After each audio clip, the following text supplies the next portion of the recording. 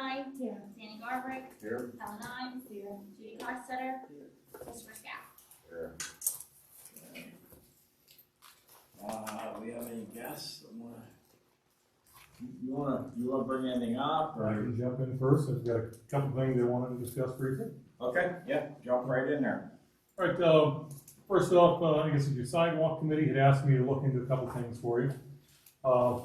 First off, you asked me to take a look at some of the sidewalks, get an idea of what it's gonna take to do some upgrades to them in town, what some of the regulations are, and what might be available out there. So first off, in terms of the grant money, I did look, there's not an awful lot that's readily available out there. But one source that may be available is the Clinton County CDBG funds. As you know, the county commissioners receive funding each year that they can then turn around and give out to different municipalities. Traditionally, as I'm sure you're aware, Loganton is not eligible for CDBG funds, period. And that comes down to the fact that you're not broke enough. CDBG is based, a lot of CDBG is based on supporting people of low to moderate income. And you're always just a little bit above that threshold. One of the things, however, that they can do with it is they can support other targeted areas such as accessibility. While this can't target everything in the borough, in terms of accessibility purposes, all of your intersections with the streets. We currently don't have ADA access to the streets. I'm sure you've been noticing some of the other towns, anytime PennDOT comes through and repaves the street, first thing they do is all the curb intersections, they tear that out, redo the handicap ramp at the entrance, and they put the tactile warning strips down there. Usually big yellow or red rubber mats that have those kind of truncated rubber domes on them. Purpose of that is for blind people, so they feel that with their cane when they're walking down the sidewalk. Good idea, but it is very expensive. CDBG can fund that. That is not based on income guidelines. So there always is the possibility of applying to the county commissioners to help fund that. Part of the reason I bring that up is if you put together a project to do something on the sidewalks and address some of the sidewalks, that is probably the most expensive part of it, and that can eat up a lot of budget in a hurry. But if you can come up with funding for sidewalk work in general, and you can go to the county commissioner and say, look, here's this money we want to spend, can you help us? And then the county commissioners could potentially, whether they will or not, I don't know, but they could potentially step in and say, okay, we will fund the handicapped access ramps at the intersections, and our match can be doing the sidewalk work. So that is a possibility there. In terms of the requirements, typically if we were putting a new sidewalk, the sidewalks have to be a minimum of 5 feet wide. And again, that's ADA requirements. There are some exceptions there. You can go to 4 feet as long as every 200 feet you have a 5 foot wide passing zone. In this case, though, as I said, since we're doing repair work, I don't think that'll apply, and that one shouldn't be an issue. Any repair work done on sidewalks in the borough, though, has to be approved, or I'm sorry, not in the borough, but in the PennDOT right away, has to be approved by PennDOT, though. So we are under their guidelines. They're going to hold us to the letter on the ADA requirements. And as I said, I don't think they'll make us expand everything out to 5 feet, but they're certainly going to want to see something as part of the project on the ADA intersections, or the ramps at the intersections. That being said, I'm trying to get a hold of some of the PennDOT to talk a little bit more about this. As I started to mention, you notice a lot of towns when PennDOT goes through, they pave the street.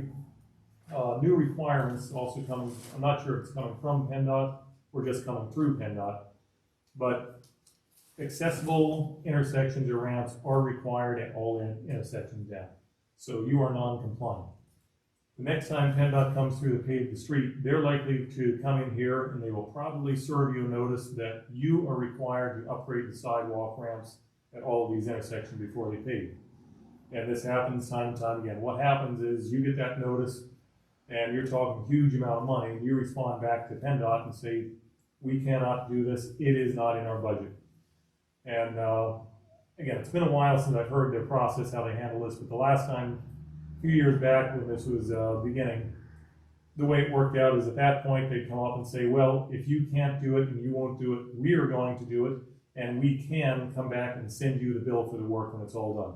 So PennDOT comes in, they do the work, and I have never heard of them sending the bill to any municipality. So it's kind of the game that has to be played.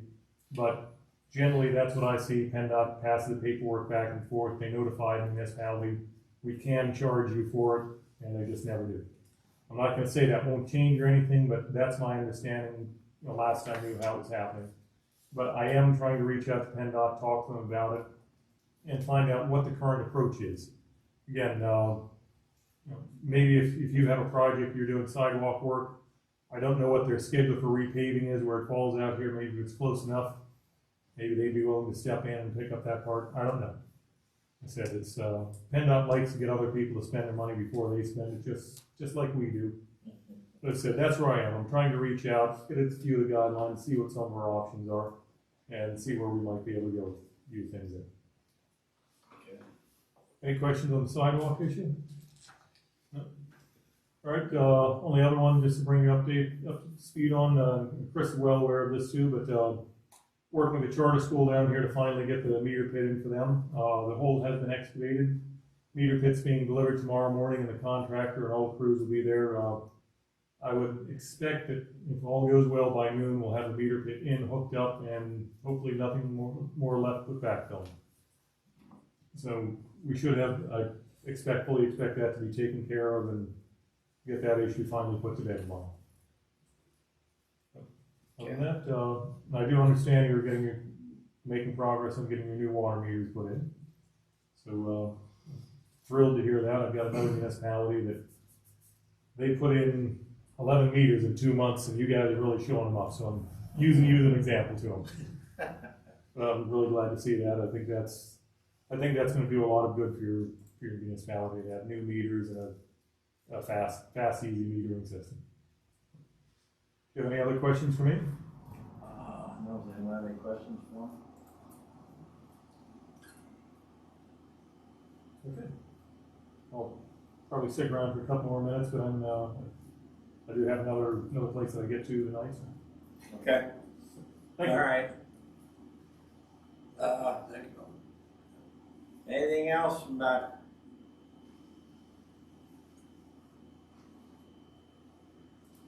Barely, you have anything? Is the license plate on? It's in my filing cabinet. Okay. It's Okay. in today, it's on today, Donnie and I put it on. Oh, okay. The license plate is on. I have the paperwork. It was back there in the office. Where you at it? Yeah. Okay. Yeah, the owner's card was with it too. Okay. Yeah, this is, yeah. Okay. We just need, Insurance card. just-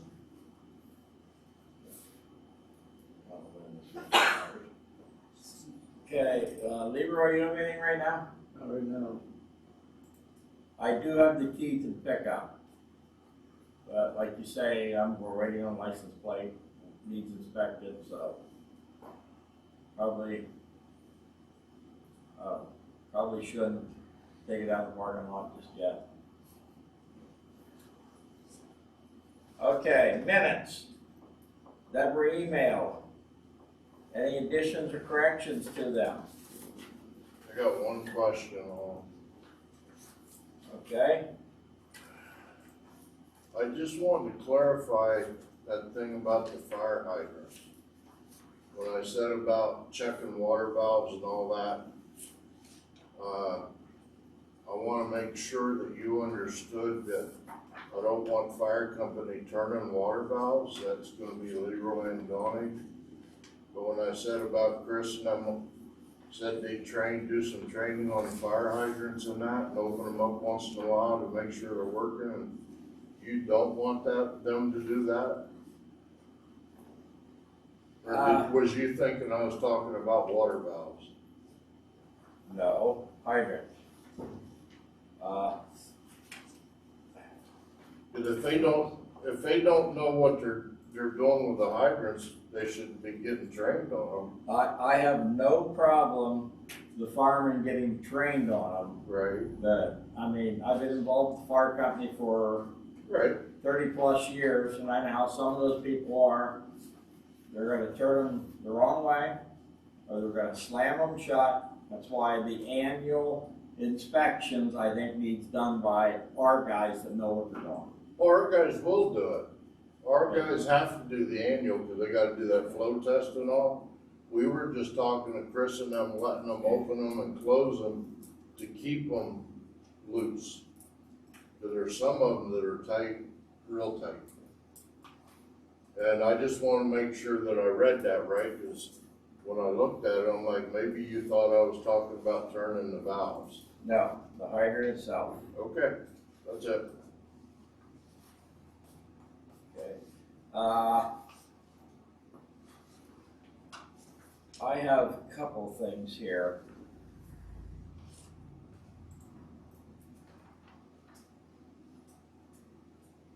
The one on page 73 of the minutes, where Helen made a motion to pay Chris Scaff for the time on the water project, and Danny Garbridge seconded. That is for the 32 hours only that was submitted at last meeting, correct? You guys? Okay. I think that should have that in that motion. I think it was 32 hours. Yeah, I think that's what it was. That was for the hydrant and the valve work down here, correct? Okay. What else was there?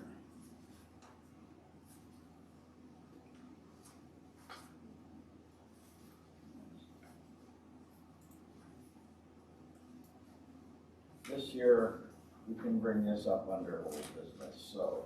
Any other additions or corrections to the minutes?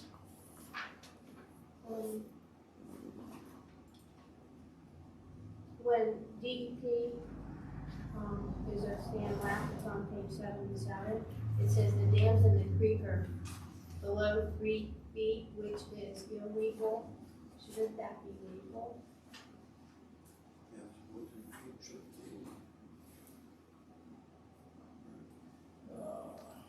Page 77. Yeah, they are below 3 feet, which, yeah, Which is legal. it's legal.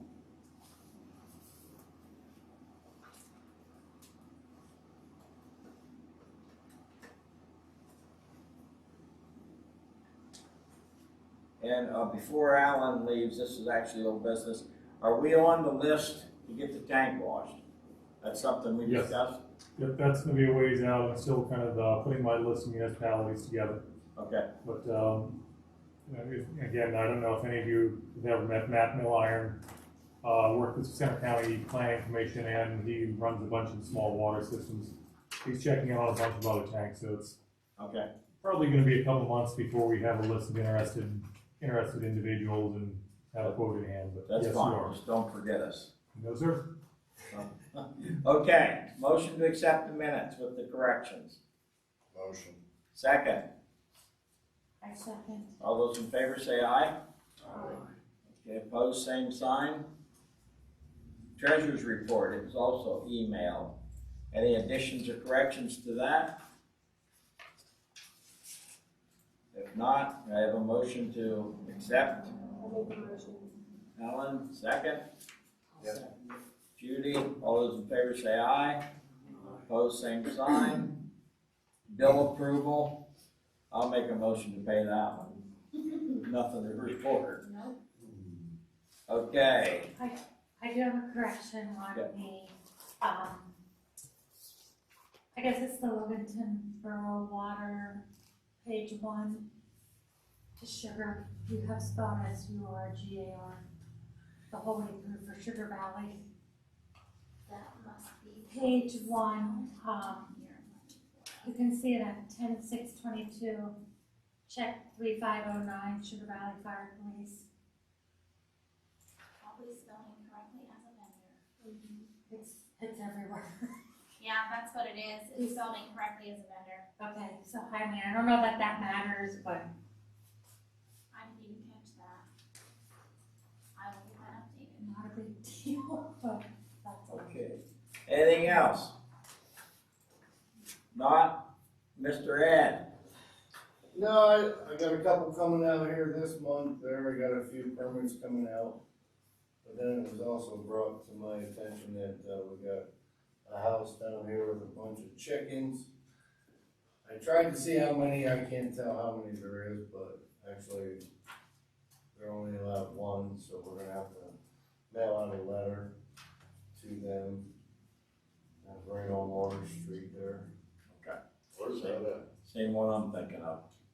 Yeah, the ones that park the car and everything. Where the cars are parked on the road. And one other thing that happened there, I don't know if you noticed, that building out behind the house, it used to be the bike repair shop when Best lived there. He tore like the old porch off, and it's over in the lot on that brush pile. He threw all his trash over there. So, Isn't it his land, right? no, it No, didn't. that's gonna be Gene's land, right? Yeah. So I think if we're gonna send a letter about the chickens, we have to include about the trash that he dumped on the parcel that would be north of him that he must clean up. Just for everybody's information, Myron, we don't have the no parking signs up yet, but I did post a copy of the ordinance that was passed for no parking on Water Street and put it on their door and told them that after the signs were up, that the parking along the street would be illegal. Just so that they don't go up overnight and they, oh, we didn't. You didn't hear back Yeah, from them. so They were parked out in the street Halloween night. And I was up through there probably a dozen times and people were having to walk out in the road to get around them. So, then, You didn't hear back from them then? After you posted no, that? no, Okay. not a thing. Okay. Dave, so you are aware the signs are here. Oh, good. Okay. Anything else, Ed? No, I think that should be all for right now. Okay, and Bill's not here. Chris, there was a report, something of some other animals and up in the upper end. Oh. Maybe, I don't know. Yeah, it was brought to my attention, and I said to steer it to you or to you, that the last person up, it's actually an address listed as 56 East Anthony, but it's the one that goes clear up past Corinne's.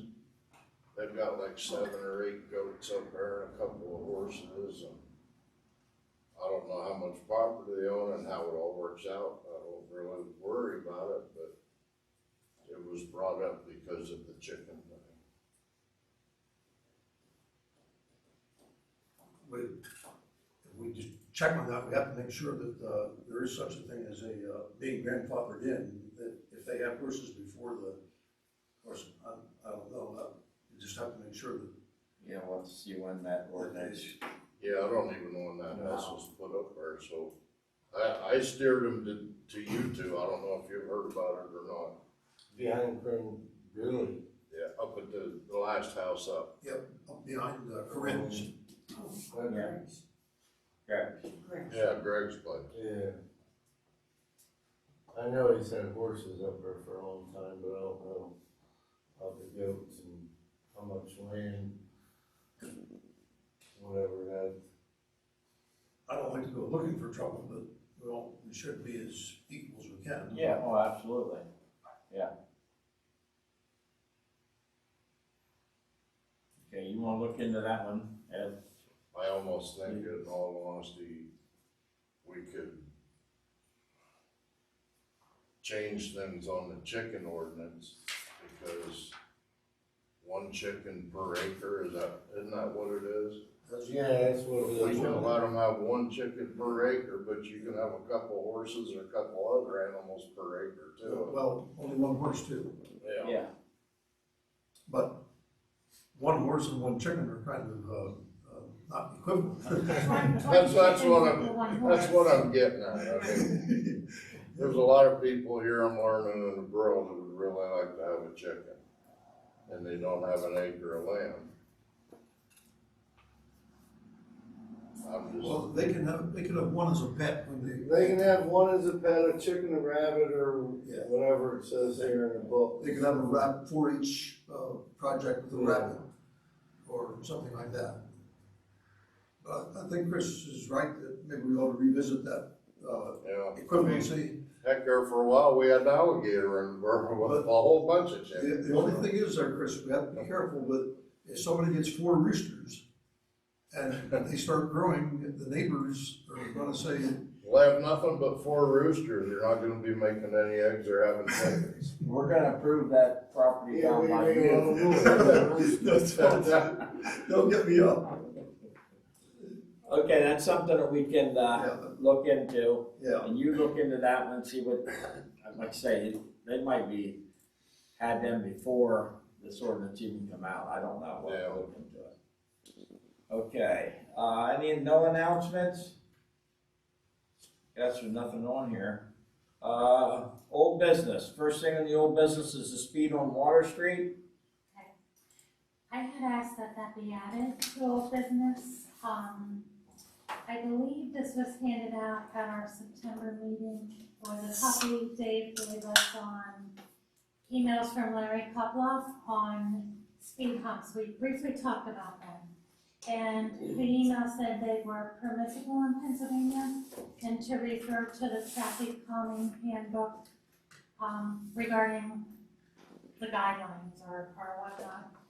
After we got this email, it was never really discussed, and I know initially, living on Water Street, I had an interest because it's a quarter-mile drag strip. The speed is unreal. I don't know if people are anxious when they hit the funeral home to go home, but it's very dangerous, and there are small children who, It's ridiculous. Are on that Halloween street. night was a nightmare up there.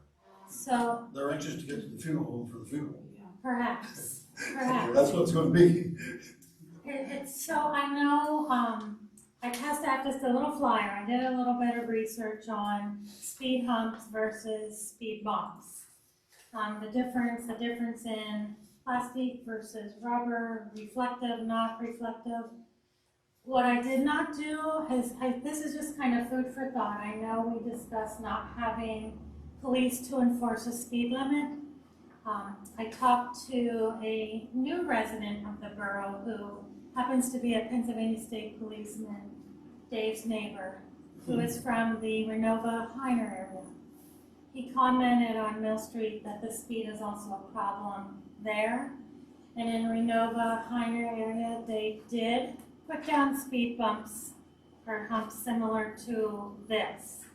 And he said they're very effective. They don't have police there patrolling, but it has slowed down the speeders immensely.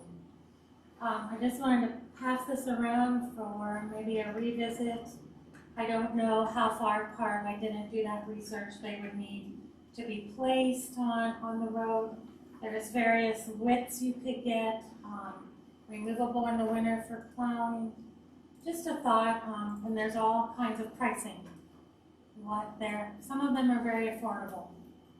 So just a little food for thought, since we don't have the power or the money to hire a policeman, this might be an option for a speed bump.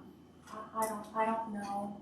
I don't know how to control What the to do. speed in the trucks up there. I called Dave one night, a little after 9 o'clock, I came down Water Street, and there was a tractor trailer with a 53-foot trailer making the turn from Water Street on to Anthony. And I pulled into Mom's house, and the guy stopped out there and asked me directions. And I'm like, well, you're not even supposed to be here on that street or this one. He goes, well, my GPS. And I asked him where he was trying to go, and he was trying to go to First Quality. So I sent him out, and I said, you can't turn right here. I said, you gotta turn left and go out around and go up the valley and out and turn around somewhere and come back, or go clear out the Jersey Shore out. But it's a mess up there, it is. Well, I can tell you the speed out of my place too is ridiculous. Ridiculous, yep. Especially when the meat plant lets out, people are heading home. It is bad. No. I mean, I don't know. I don't know the answer, and I just thought maybe something to think about or? I like the idea of these, my only thought would be about plowing. You have to take them up in the winter time, Yeah, the you rubber have to. ones. However, I just said I was up in, I think it was the Mansfield area, just this week. I don't forget where it was, but, they have them actually made out of amosite that stay right on the road. They're more like the picture on the right, they're wide. You know, you got your incline and then you got 5, 6, 7 feet of amosite that's level, and then you come down the other side. Them, as long as the plow guy knew where they were, he would have to slow down and plow over them. I mean, if it's something we want to try, I mean, we can try something with the rubber, see if it works, and then eventually go into a permanent solution with the amosited one. Right. So, Well, yes, sir. The thing that maybe you wanna think about for permanent is what that road usually looks like in the winter with the ice.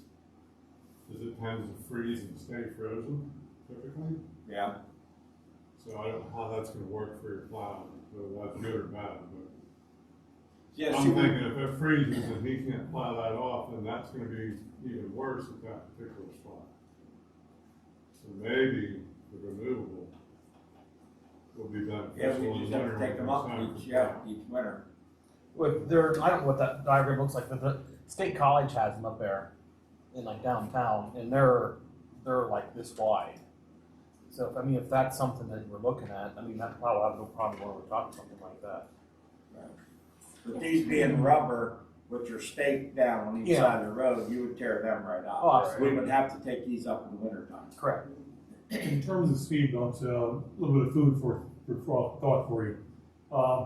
I agree, any speed bump is difficult in the winter. If you use the rubber ones, they get torn out. Yeah, even the asphalt ones get torn out at times in the winter, and they're hell on plows.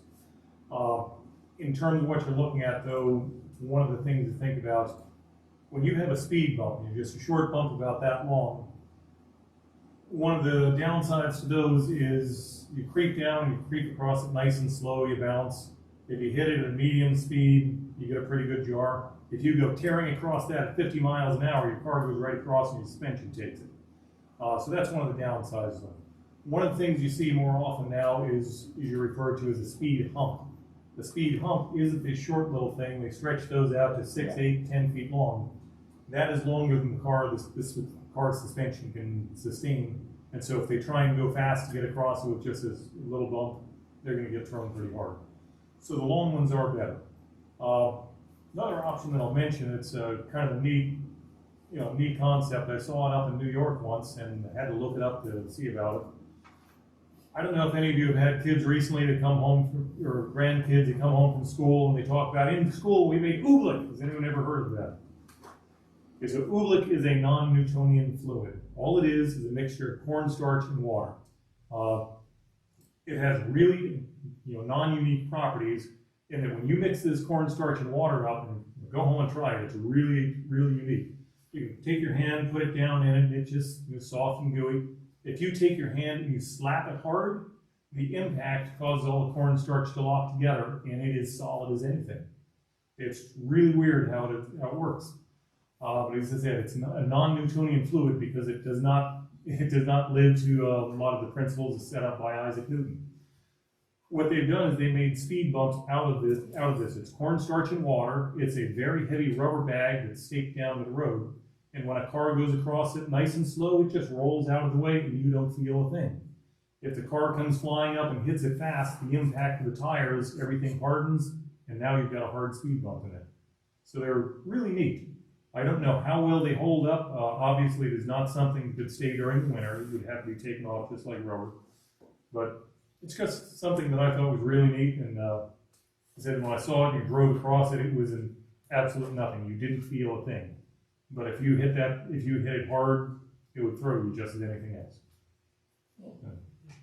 And I did just check on the internet. If you type oobleck speed bumps or non-Newtonian speed bumps or fluid speed bumps, it'll come right up. As I said, other than having seen one in use, I can't tell you an awful lot else about them. Thank Okay. you. We're Just approaching winter here now. Food so for thought and what to do with the speeders. What do you think? Yeah, We yeah, don't have, well, Give us some months to, with the season we're in, I mean, yeah, we can work on this winter and decide this winter and get something to put on the road in the spring. in the spring to try. But right now, we'll get the speed limit, no parking signs up, and, did we get new speed limit signs? Or not? Okay, let's see, and make sure they're good. You need new speed limit signs too. Okay, how many do we need? I don't know, Leroy was gonna count them. Did you count them, Leroy? Yeah, I count them, I gave it to somebody. Oh. Okay. I can recount Okay. You know, the speed bump idea might be helpful on Water Street. But we're talking about on the state road. No, can't do it out there. It's not gonna help on No. Main Street or Main Street, I mean. Can't Only we one get thing will help that is speed limit signs from the around? tickets. Just get the I know. average sign, I think Larry said it was okay to get. Oversized. I think you can do oversized signs. Yeah. That might help. Oh, probably not, but It's worth a try, because like I said, we can't do anything with speed bumps or humps right now. That'll be after winter. So- Think about that, the speed bump, speed hump, and we'll work on it this winter and see, we'll get one of the styles and try it and see what happens. is it okay for Sam to, new speed limit signs are? Absolutely. a little larger? As soon as Leroy gives her a number and order. We can help you look there, Sam, whatever size, we'll just try to go bigger than the average sign. did we decide that it is 35 miles per hour on everywhere in the borough, our speed limit? Yeah, we talked about that, talked about having contact the state to see if they would change it to 25. To 25. That's what I thought I had this note. Is it up to It the should be state 25. to change? On their highway, I don't know if they would have to put the signs up or not. All these signs that are on Main Street and Mill Street, I put up when I first started working for the borough. They had me put up new signs. I don't know now how it is, whether the state would have to do it or we would have to do it. But, I mean, what Diane's talking about, I mean, it's a thought to reduce the speed limit on the borough streets to 25 before we order signs. Right. If that's what we're thinking about doing. That's right. Yeah, and it should be that way through the borough too. Because maybe we'll slow people down a little. Yeah. So in our September minutes, we did discuss having somebody reach out to PennDOT to do a traffic study to see about having it lowered to 25. I thought we Yeah, discussed we that. did talk about it. That would be on Route 880 and 477, but the other streets, we can change ourselves, correct? With probably an ordinance. Yeah. Well, you'd have to, it has to be, Larry wasn't sure about that, I think we might have to have a study, LTAP, it's called, or something. I think we found out we had to have one on Water Street to do that. Yeah, I think we need a study on Water Street. Remember, we were talking about it and wasn't sure what it was? When we In order made to, that, when we made that one way, I'm sorry, I interrupted. no, you go ahead. When we made that one way down to Scenic Ridge, an organization by the name of LTAP Yeah. had to commit, even though that's our street. They had We to couldn't come just in make and that check one it. way without having it, going through, what they call LTAP. Right. So as far as setting speed limit, you are correct in a sense in that there are two key components to setting a speed limit. First off, you have to have an ordinance for it to be an enforceable speed limit. And then secondly, for it to be a legal ordinance, you have to have a traffic study or speed study to back it up, and that has to be in accordance with PennDOT regulations. The speed study really isn't rocket science. I've done speed studies on a number of roads. And there are two ways of doing the speed study. The first one is you have to have two individuals in a vehicle, qualified drivers, and you drive the vehicle several times up and down the road at a safe, qualified speed. That one's sort of subjective because I've seen municipalities that want to set the speed limit at 25 miles an hour, so they get out there and they drive at 25 saying, I feel safe at this speed. Not really the purpose of it. And PennDOT does have someone from LTAP that will come down and they will drive it, and they do an honest, fair assessment of it. And what it comes down to is along that road, you have to pick several points and you record your speeds and come up with an average travel speed for, I think it's 5 trips down the road at all these points. You are then allowed to set your speed limit anywhere within 5 miles an hour of that average speed that is determined. The second way of setting the speed limit is to do a speed study of your traffic. Study 100 vehicles that pass through there, set up a speed trap, time them going through it, and determine the speed of the 100 vehicles going through. And very similarly, you can set your speed limit within 5 miles an hour of that determined safe speed. And that kind of weeds out the fast and slow cars. And when LTAP comes in and does a speed study, that is how they do it. I said, I've done a number of the speed studies for clients. You can either drive it or on local roads. Quite honestly, I've got a set of soapbox derby timers that are very detailed timers, electric eyes that I can put across the road on a measured 100-foot trap that, again, I'm a surveyor, so I've got all the ability to do that. But again, if LTAP's willing to do it for you for free, you get a hold of them. If you need some assistance with it, I can help out there also. Okay. Is that something we want to pursue before we buy these speed limit signs? I mean, we don't want to buy 35-mile-an-hour speed limit signs, and then next meeting when he said, hey, let's do this study and see if we can get down to 25. That don't make sense. Right. So if we're gonna do it, we're gonna decide tonight if we're gonna do it. We've got to do something to Yes. get the speed down. Yes. Problem is, who are we gonna get to enforce it? That's the worst thing. Yeah, right now, I don't know. The most we could, I mean, it can't hurt reducing the speed limit.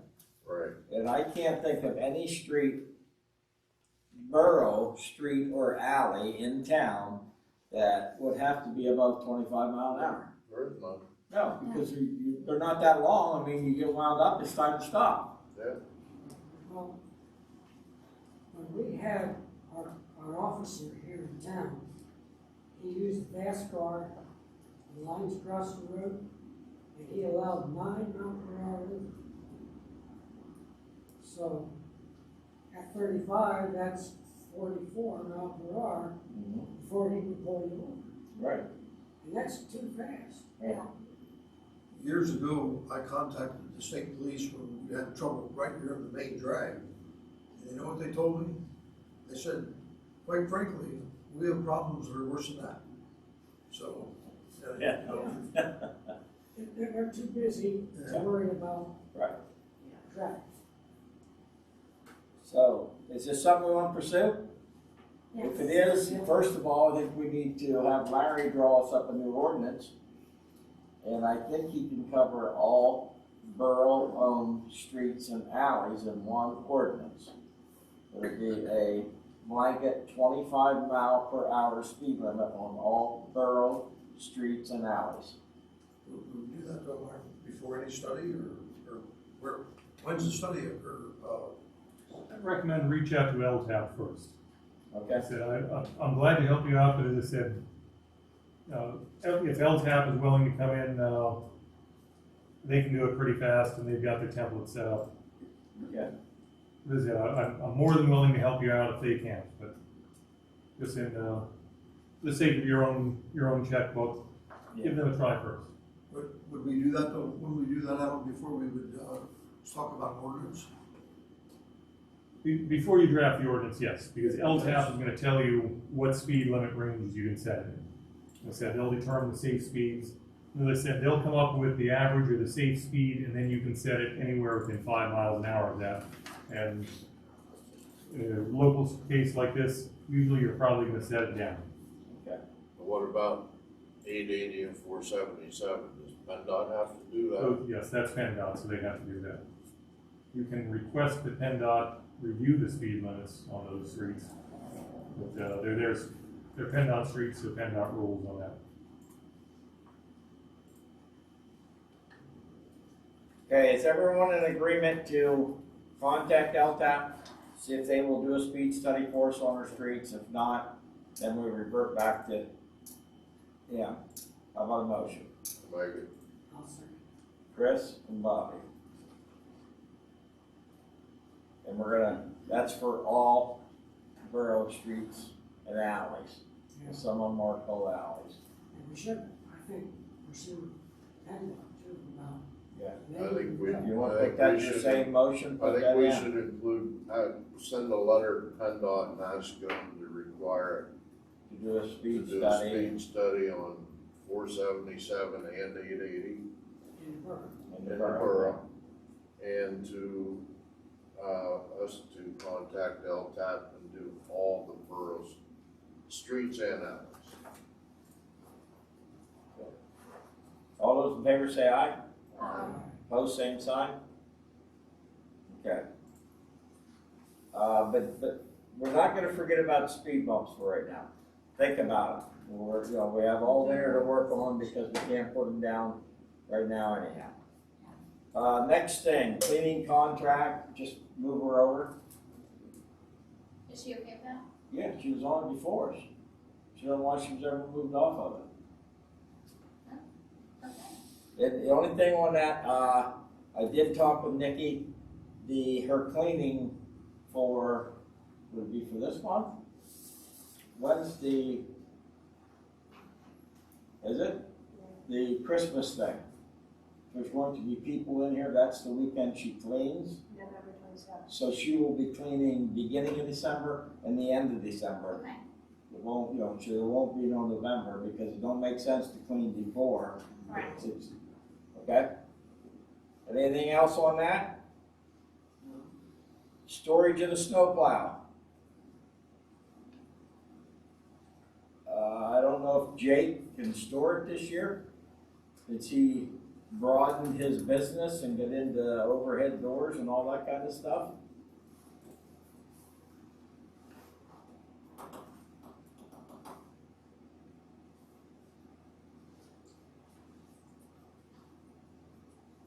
You have any ideas, Ryan?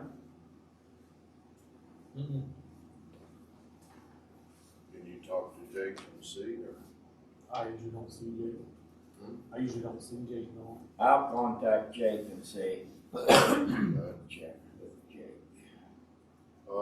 Rod Shelley, we called him the other day, we were talking about this.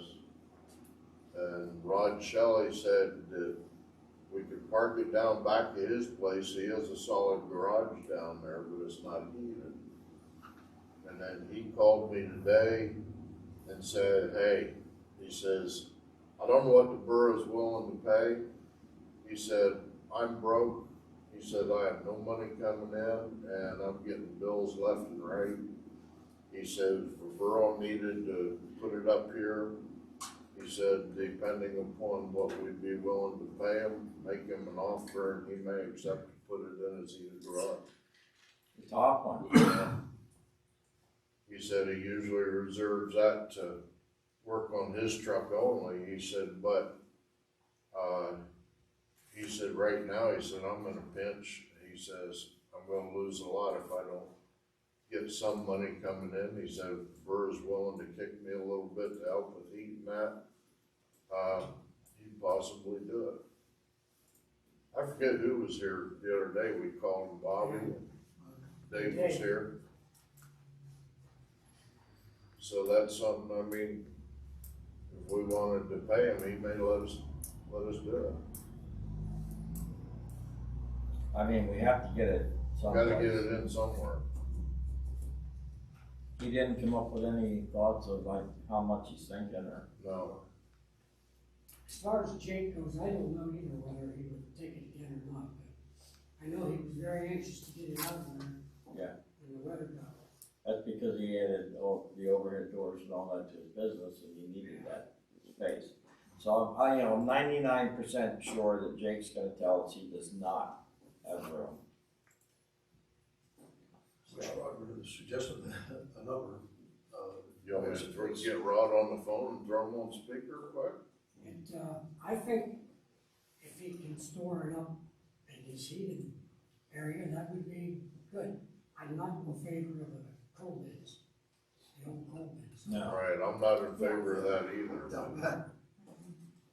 He said he'd provide electricity and stuff to plug it in down there, he said, but the only thing he had heated was up top, and the day we had him on speakerphone, he was kind of against it. But I think he was talking to the wife, and they're now thinking, well, maybe it might be worth it, and we're helping the burn out. Yeah, it's gotta be above freezing, I mean, 40 degrees or something, because if you take it out, you can't have that stuff get frozen in there. Right? So, just bouncing with $200 a month, be something, or Let me throw a text to him real quick. we gotta start somewhere. Was Jake paid when it No. was stored with him? He was not paid. Jake does not pay. The setup with Jake was that we would plow his lane Right. for him. Okay. And just ballpark, what would it cost to plow a lane like that? Jake's? Hey, Depends how much you want it cleaned up. We just did a path in and out, so I'm in the middle of a meeting. maybe at right least you now. have to get like We're $60 discussing for it. Yeah, if you do that. You need minimum It 60 doesn't bucks. need to be at 70 degrees. You could be Above freezing. 10 times a month, Mhm. that's what I'm saying. So you don't have to do that. That was his pay. He has no idea. Well, I'm gonna throw you on speakerphone, all right? Hold on. All right, he's on here. He's got no idea what he would want for it. Rod, Can you hear Myron? He said, Rod,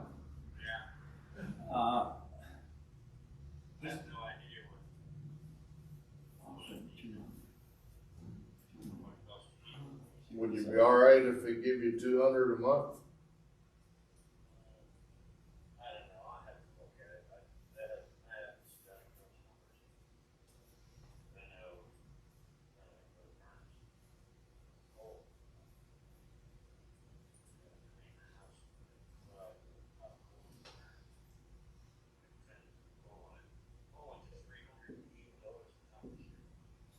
Okay.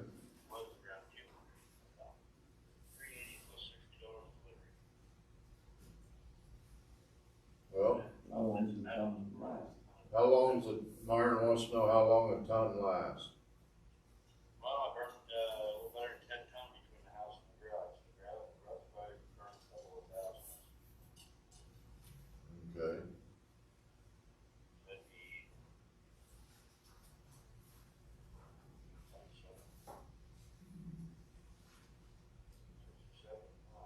Well, if they give you 200 a month, that's $800 figure. how many months they do. Probably the end of this month, December, January, February, March. and March, he said.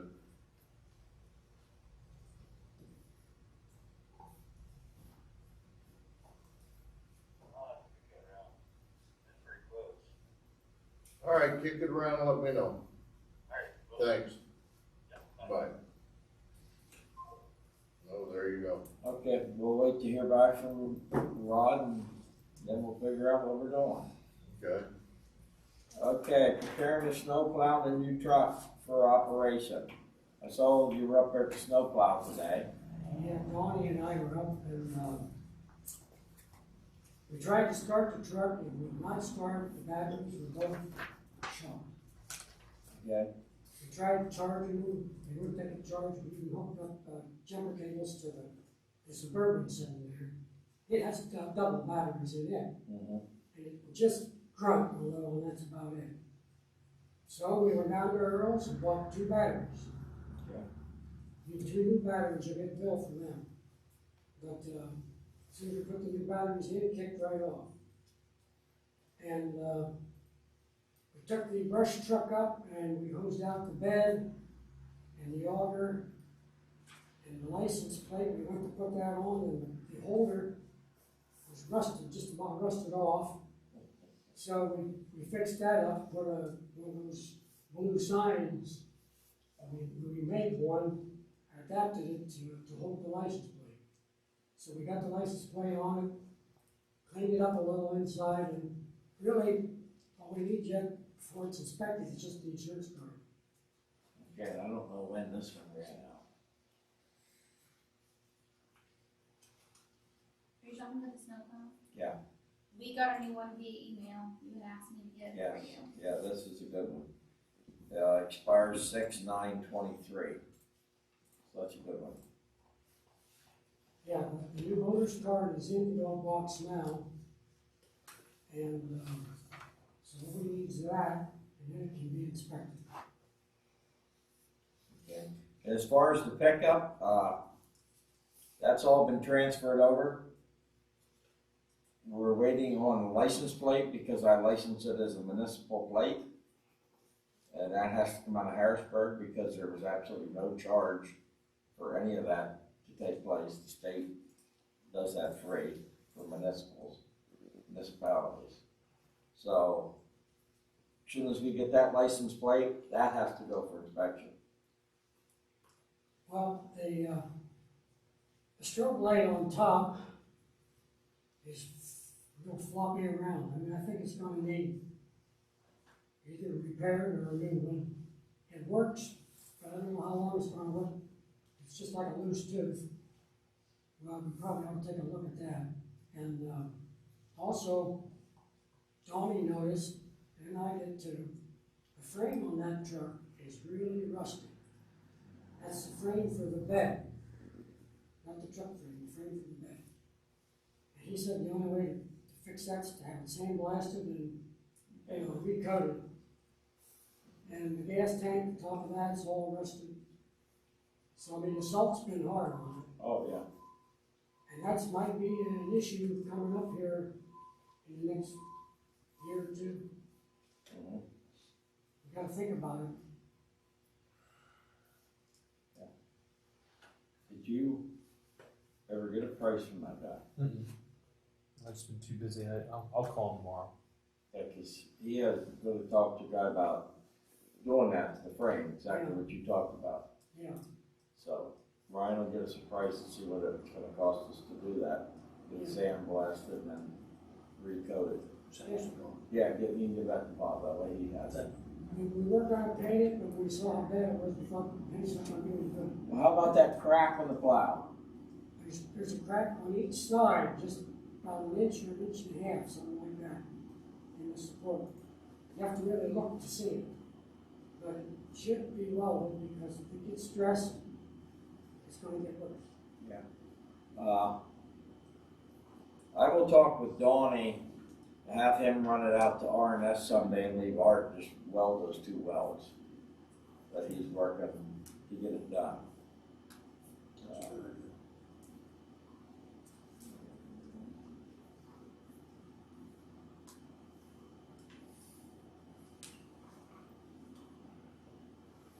Okay, so like I said, the pickup, we're just waiting for the plate and inspection and it's ready to go. Along that same line there, Myron, about the pickup, I was wondering about, someone was talking the other day about, we want to, maybe have, Donnie and Leroy kind of, spruce that truck up a little bit, it's really bad, I mean, That's fine. they're dirty and stuff inside, but, I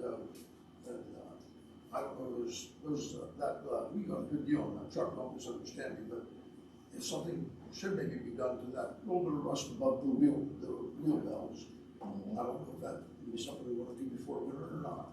Ken, if they have the time, I'll give you the key, I just got the key for it tonight.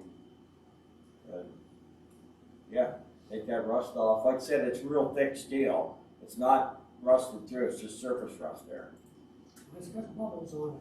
Yeah, Yeah. and, put some primer on it or whatever. Maybe a little fiberglass. Yeah. We need to get decals for on it. And a light, if this light back here doesn't work, I don't know if it works or not. I don't know. There's a neighbor light back there on the counter. Yeah. And, if not, we're gonna have to get a light for it too. Well, yeah, we get whatever you need for it, but check that one first, because I think that one did work. I'll give you the key before you leave, Leroy, that way you have the key to it. Anything else on the 2 trucks? Okay, next thing on old business is the SCAF property transfer. I just want to mention that Helen had talked to your brother, told him that we want to hold off right now because of DEP. We have a meeting set up with DEP in the very near future to discuss this, what it all comes down to. And then we're also going to have another meeting with DEP after Thanksgiving. What it comes down to is they told us that the grants are out there for parks. They're all matching grants. And the way it was explained to us at Borough Association meeting, like we could go for a $1 million grant for the park, and the acquisition of the land to us would be the match for us. We wouldn't have to pay nothing. So that's why they're suggesting that we wait to take ownership of the land. David was ready to, we were all ready to sign it over and do it, and then they got told wait till after January into 2023, so David sent a letter to Larry that said he wanted to keep you in the loop, and that was a phone call that I guess David and Larry talked. And then after they talked, Helen got a hold of Mom or him and said, don't do it till into 2023. So David sent Larry a message back and said, don't worry about it. Yeah, to hold up. Yeah. Yeah, so we'll know more after our first meeting. That's just with the local DEP people. Second meeting's with the guy about the grant. Keep in mind that I'm going to abstain from any votes with that, either way. That's fine, that's fine. Because, it's not right for me to make a vote on it sitting here and being part of them too. Right, I just wanted to bring it up, but that's what is going on right now. We'll know more after our meeting. I know, Martin, probably some were wondering, why don't we transfer the property now? And couldn't it act as a matching fund and transfer? But for some reason, DEP does not think that's a good idea. It needs to be gifted at a certain time. Yes. To count. Yes, that's the same way with this property up here. That doesn't seem to make sense to me, but I don't think you can play City Hall. Yeah, right. So what is the first DEP meeting for? The second one's for the grant, but what's the first one for? The first one is the local DEP and soil conservation with their last findings of the property and to get our thoughts on what we want to do with the property, basically. And they're on the same, they're making suggestions, and we looked at it as basically what we want to do, like a park. So we're just meeting to discuss it, and that way we're on the same page. And then this other guy can't meet till after Thanksgiving, because right now they're in a grant period they just received a ton of grant applications, and they have to prep them by the end of the month. Yeah, that's why he if I pushed us remember off. right, that guy over there said everything started in January for the new grant application, right? Yes, we will start working on that. It's the same guy that we met at Borough Right, Association. at the He has got grant money for the mill hole. He got all that money. The park in Flemington, 2 different times, he got that money. Renova Park, And he says the money's out there and he wants to work with us, he wants to get us money. So, but we have to, work when he wants to work, because right now he is very busy. So. Anyone else have any old business? I have to step out. Thanks, Thank you. Are you coming, will you be around tomorrow? I'll be here tomorrow morning, yes. Okay. Chris, you got the tablet for the water system. Yep, Okay, we got the air conditioner, right? yeah, it's here. Okay. Was Chris paid for that? Paid, okay. Have you talked to Jake about getting the roof fixed? That's old business. No, I've not talked to him. Well, you I've said had last Leroy and meeting that Donnie. you were going to talk to Jake about I've not seen fixing Jake. that roof. Okay, have you contacted PennDOT about getting I-80 signs down at Water Street showing that they gotta come one more block and then turn? They're in the midst of looking at it because that has to go through a big approval process. Okay, Hey, Myron, I'm telling you, about this, getting a estimate on that roof, I'm ashamed to call the monitors again, because, nobody has given me an estimate, and I'm sort of out of the loop.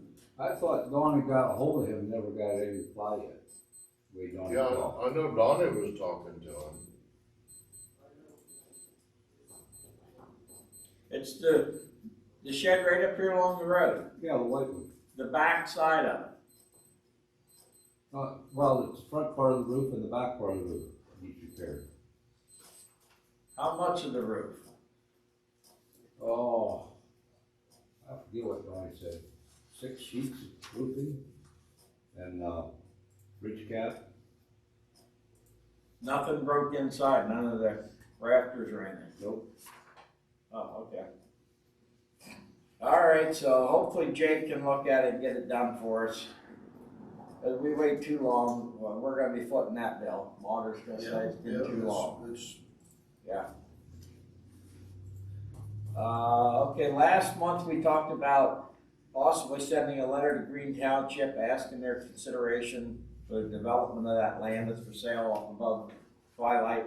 They discussed that last night at their meeting, or Tuesday night at their meeting, sorry. And they said, they'll take it under advisement and they will keep us abreast if anything wants to go up there. And, that was pretty much the end of it. Okay. Well, I'm pretty sure all that's sold. Hmm? All that property's sold. I think so too. John bought 5 acres right behind him. They're using that. The Amish that has the treadmill, he bought the other place. There's supposed to be a sheet metal shop going in up above the diner, so as of right now, I'm pretty sure everything's sold. Amish bought every 1, 2, 3, 4. They said nothing's been brought to their planning commission yet, so. Nothing yet, but it's all, John's the only one that's actually a done deal, so he already owns it. Okay. So John owns the 5 acres that tied into his field. Because if you ever walk back through there, the power lines that go up through there, Shrek's owned it for years, but it actually came up from winds. So John bought that to kind of equal out the whole field. So that one's a done deal. But the other ones are still in process right now, but they're pretty much sold. And you think it's gonna be a sheet metal shop? It shouldn't affect us. That's what I was told, as of right now. Okay. But there's still another one, there's still another lot there that I don't know what they're doing. Oh, okay. But then I heard that John's supposed to start raising cattle and I don't know. So. I have a big cattle farm back there, so I don't know. What else do I have here? Oh, old business. Chris, did you contact Bert Ware about removing the tree? Yes. You gonna do it? Bert said he will do the one at Beth's for $850, and that will include hauling everything away and grinding the stump down. He He also said the one here behind the Bird Building, our trouble tree, he'll take it down for 1,000. He said they'll take both them stumps out there down to ground level, but he can't get a stump grinder up there. He said that you're still gonna have a stump, but he'll get it as low as he can. I said, well, let me talk to him and see what they say. Well, are we sure the one up back here is even ours? If you look up there, there's a stake up there that the tree is on this side of. Okay. And the one that is cut down, the tree that's up there is about 6 inches this way of the old stump that's up there. I don't know. I said to Dave, why don't we just go up and somebody go up and knock on their door and talk to them people that bought it and see, because they had to have it surveyed to buy it. And, well, and if we do that, he can get a stump grinder. Yeah. Up behind the fire home from right down the side there. There's enough for him. You can Yeah, drive there's an right alley there, but he said he wasn't worried about a stump up here, that would be extra, but he said he cut it as low as he could. So, But I thought the 850 for Beth's was a good deal. Yeah, so- So ours one was Yeah. 2,000 or so. Yeah. The Cherries took their big tree down the Yeah, other seen day. that, yeah. That How about that? Fred Lamy. Oh. That was a sight to behold, let me tell you. So do we wanna, do I have a motion to get, Bert working on that tree at Beth Mutler's as soon as possible, and we find out some more information on this one? I'll make the motion on Second, it. All right. Danny? Okay, so get a hold of Bert, tell I'll get him, them on get that on our schedule, and tell him we're checking this other one to see it. Yep. if, okay, I now. think Dave could walk up there and knock on their door and just say, this is what we're thinking and why. We do have the gutter protectors the whole length of the building. But the problem is the pine needles are laying on top of it, Yeah. clogging it up. Yeah. Leroy and them cleaned this end out when the water was leaking, said it was all plugged up. So that's that pine tree that you're talking about getting cut down up back there? Yeah, that big one. Okay, so, But actually, if you look back in the paper, because that old alley used to come up through here, the borough building's actually setting on the old alley. right on Right. the edge of it. Yes, so basically that alley's been discarded. Right. So basically what happened back in the day or whatever, basically whoever owns this came over to the middle of the alley and then whoever owned this. So wherever that tree falls in that alley, It doesn't. It doesn't. Like So, straight it's off to the behind right. Myron. yeah, it's all. it's Yeah. on this side, it's on between us and the house above us. But even so, that alley could be, because I think originally that alley was over this way, where now I think the borough building, the end of it, the offices. It's right on the edge of the alley. Yeah. We used to run through there. That'd be close. I'd almost say that thing would be. Yeah. So, the first one went, okay, now, I'm gonna look ahead here. I want a motion to cut the pine tree if we have permission or it's on our property. Yeah, I'd make that motion. Okay, who wants to second that? That was what, $1,000? $1,000. Okay. I'll say. All those in favor say aye. All right. Opposed, same sign. We don't need to grind those stumps, do we? I mean, if he thinks he can get in and it's gonna be extra, I don't care. Talking about, yeah, just decide what. Who seconded that motion? Bobby, do you want the stumps ground out here or not? I'm not gonna worry about him if he can give him, he said he can give him a grass level. Okay, is that fine? Yeah. Okay, I can't see spending a ton of extra money for that. just gonna have to contact, I'll check with you. yeah, I'll- we'll show it to him. Yeah, I'll Okay. I'll find out.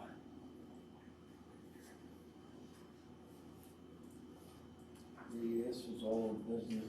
Leroy, thank you and Donnie for fixing that, relocating that light on the flagpole.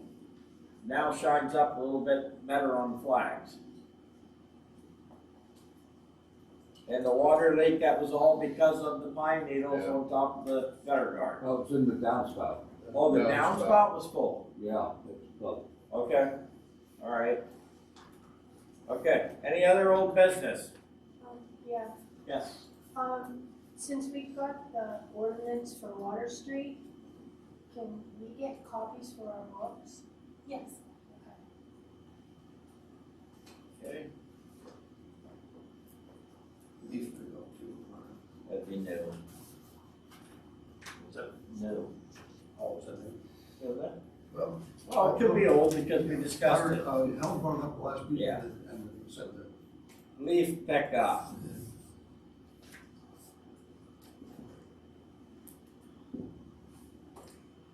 Do we wanna have a couple days for leaf pickup?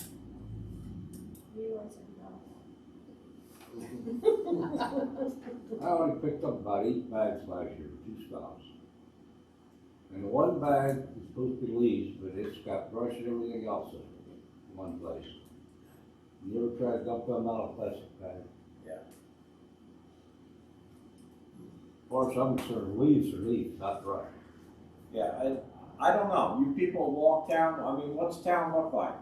I mean, there's been a lot of trees cut down in I town. don't think it's that bad. The biggest problem that there is on my side is this stupid bank tree. Now, them guys are up there twice a week cleaning. Who? Yard, Charlie Monks. Charlie Monks. But will he clean them up and send them anyhow? I mean, did you ever pick up out of Charlie Monk's? Nope. He told me last week when we were delivering letters, he was gonna wait till it blew that way. He said it's not fall without all the leaves. I don't have any trees in my yard, but I have a lot of leaves. Yeah. He Across did, the he street. did clean the walk Across off. the street. Charlie did. No, down back of the house. Is it something we wanna schedule like maybe one day? And just announce it out here on the board and if He's Gotta got have a to dump truck or a pickup. it's he gonna can have to drive suit Leroy, What's that? it's gonna, if we come up with like one day pickup, it's gotta suit you. Well, yeah, one day, last year was, what, one day? Yes. Then I get calls, well, I got leaves here to be picked up, a couple days later. And that gets old. You Oh, make yeah. plans and you have to go do something else. around. Yeah, make a schedule and just say, this is it. That's the Sorry you day. missed it. Have her put it on the website. Yeah, this is the only day. Take one Yeah. posting, have Sam make a posting, put it at the bank and the post office and be done. And only leaves, no branches. Yeah. Brush. Get some dates. Leroy, give us some dates here. One of them should be pretty soon, I think. Last year, how did you look it up? Last one was November 12th, Yes, on Friday. but of course, each year is its own, you know, it can vary by the That's weather. what I'm telling you. Oh, we got good weather for one more week. 10 more days for you to news tonight. Well, the 11th is Veterans Day. So you don't want to. About the Friday, the 11th is Veterans Day. So what if you do it the 10th? Will that give everybody enough notice? Yeah, that's only a week. No, that's only a week. What, could you do it on Monday the 14th? That way those people that work have the whole weekend before? Leroy, what do you think? Yeah, that sounds good. Monday the 14th, there's no hunting season in as of yet, right? No, archery's still in. No, I mean man. Huh? Oh, the 14th isn't in. Oh, no, that's the last, 15th, I think's the last day. You See? got lucky. You got lucky. So we're gonna do November 14th. This might be a silly question, but what do we do with the leaves? Bring them to your We'll house. dump them in your yard. Where do they go? I get rid of them. Yeah, Okay. there's a couple different places we get rid of them. Do we wanna put a time on it? Leroy? Yeah, I'd say Bobby would start at 9 o'clock. Okay, 9 a.m. Just put 9 a.m. Leaf pickup November And 14th. this would be a curbside. Yeah, Yeah. yeah.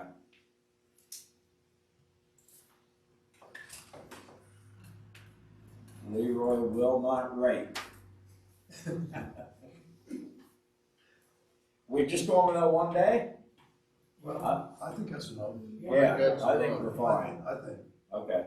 We don't need, do we need a motion on that? I don't think we do. All agreed. Okay. Okay. Any other old business before we move on? If not, we're gonna jump into the new business on the agenda. Consider high internet account for any Interest. extra money. Interest. Yeah, interest for any extra money. Make the most of what we got. That's Dave and Helen, you two met. Helen and I sat down with, a fellow from First National Bank, Mike Shuey, and, Destiny, and, they were just, trying to give us ideas of how maybe we could make our money grow a little bit more. I guess the only two things that we really thought would be of interest, you can, they knew every account we had, they know how much we have in the account, they know, of course, they do. And, the general fund, would be a possibility of, maybe it would be the only one that you would want to, transfer money over into a money market account. If we, have an idea how much, what is the minimum balance that we would we, Sam, would we have to average it maybe over the last 12 months or something? And like, if we figure that we only have to have 50,000 in there and we're running 100, we can shift 50,000 of that into a money market account, and you can move it back and forth at your desire, and there's no fee connected. So I don't know what you think of that. Would that be a money market checking account? Just a money? I don't know, they just call it a money market account, I'm not sure. The advantage of it is you get more interest. A little bit, yeah. Yeah. Right now, we're getting 0.65 off of our accounts. 0.65.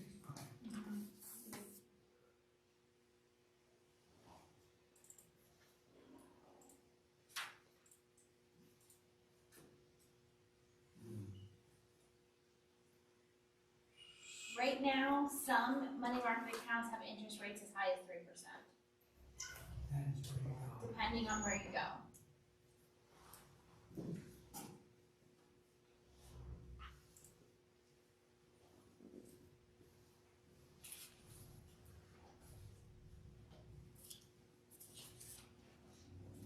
So we're just, thinking about the possibility of trying to decide if we can, how much we have, we have to keep in the general fund.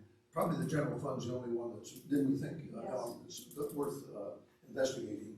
But like, we've been running over 100,000 in there, balance pretty much, and we only have to have 50. We can transfer 50 of that out, and put it in a money market account. And if you want it back, you can, I understood correctly, Helen, you can move it back and forth, and there's no fee for it. Maybe Sam can just do, when you get time to look at your thing and see how far we go down every month in the general fund. And that could tell us if we could do the 50,000. Interest is up now. And so it could make a little bit of difference. It's not gonna be a giant amount, but what?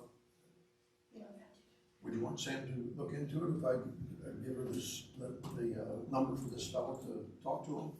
Yeah, that's gonna be creating another account, correct? Yes. Yeah.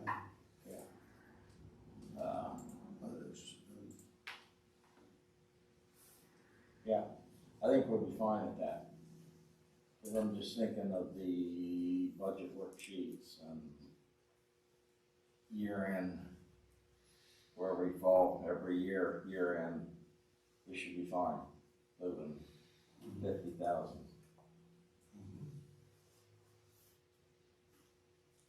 If you can reach out to him, talk to him. You need a motion on that? Yeah, better motion. Okay, motion to transfer 50,000 into, it's a money market, right? A money market account. The money market account? Shouldn't we wait till Sam looks into it, see if we can go? Where's that 50 coming out of? General. General. There's 114 in there. Yeah, it don't make sense to move any out of that the No, money we have, we're we're spending gonna it. spend all that. That was all for this That's water all gonna project. get probably paid out this week.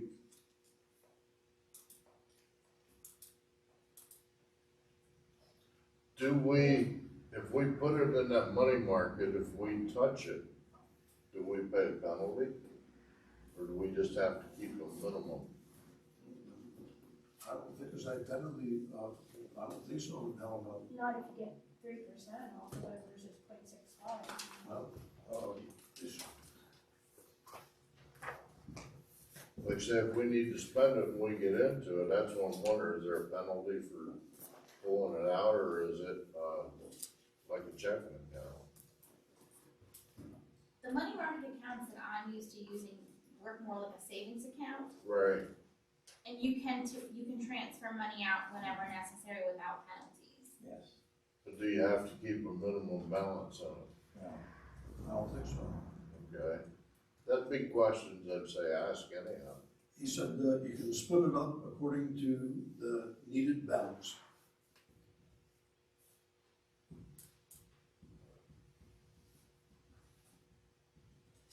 Did that pass? Did we, No, no one made a motion. Oh, They were, but if you wait, you're gonna wait a whole nother month. So, okay, so I'll make a motion, have Sam look at the accounts for the last 12 months, and if it's okay, then she can contact the bank and go ahead with it, down with the 50,000, right? Second, I second. Diane, all those in favor say aye. Opposed, same sign. one other thing on that, then, Myron, remember we had talked here some time ago about the possibility of, having a setup where people could pay their water bills, online and that. Now, they talked to us quite a bit about that. There were, a dozen things they talked to us about, but I'm just, the only other one besides the one we just talked about that I think would be of use to us would be, there would be a service fee. You pass this on to the customer, but there would be a service fee of 2.95% of the card payment, or a minimum of $2.50 would be added to each transaction and passed on to your customer. A service fee of $2 will be added to each electronic check transaction collected by you and passed on to your customer. So that's what it does.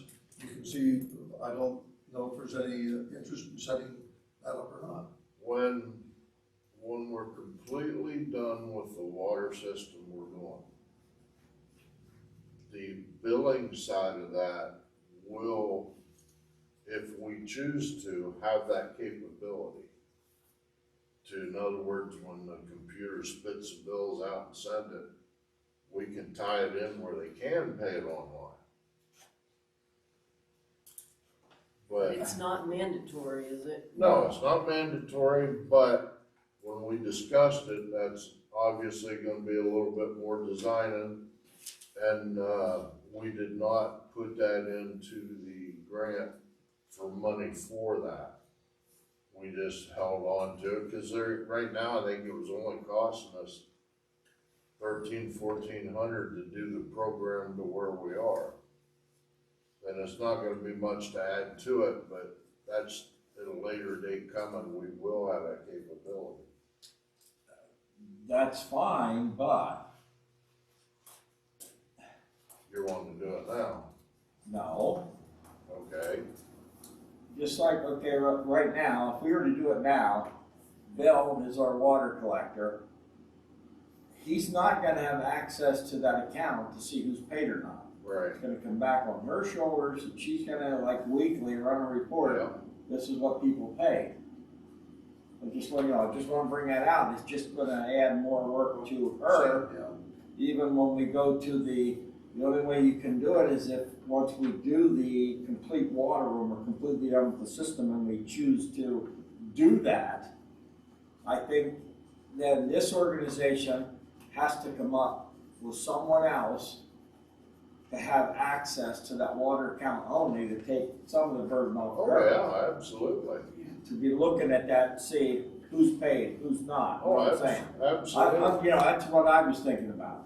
The bank also said that you can get on the, you get your statements and everything off from the bank. You can get on there and run list of who has paid also. Yeah. Okay. So you have online banking set up with them? I haven't used it yet, but yes, we have it. Okay. And Helen, didn't he say it makes a way to collect an account that's in the arrears? Can't you can go through that to collect an account that's delinquent? I thought. Maybe that's not something. It don't matter to me, I just wanted to bring that up, that, the work right now is being done right here. Right. Yeah. Oh, I agree with you.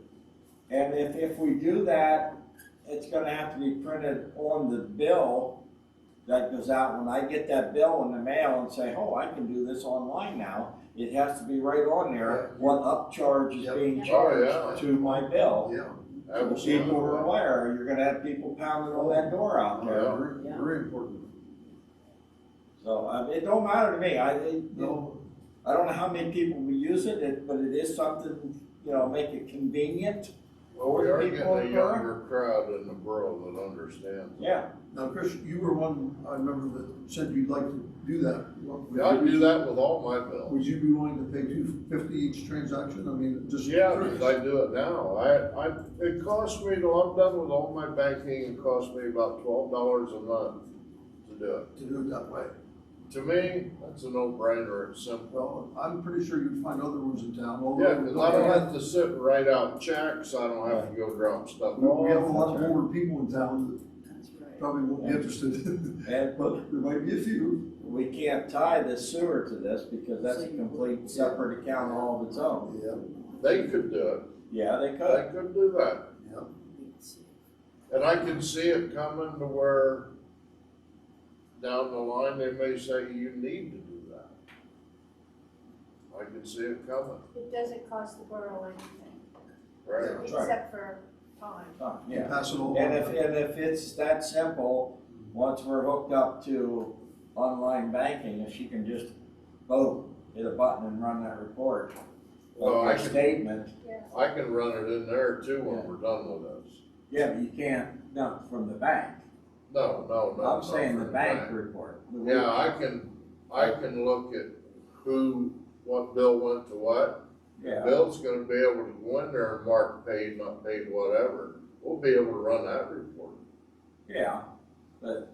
But somebody's gonna have to cross two of them. Right. And that's the business card for her contact about the money market and everything. Right there, Mike. And do we wanna pursue that?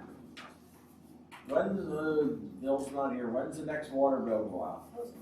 January, I believe. So we're gonna have to get that printed on there if this is something we're doing.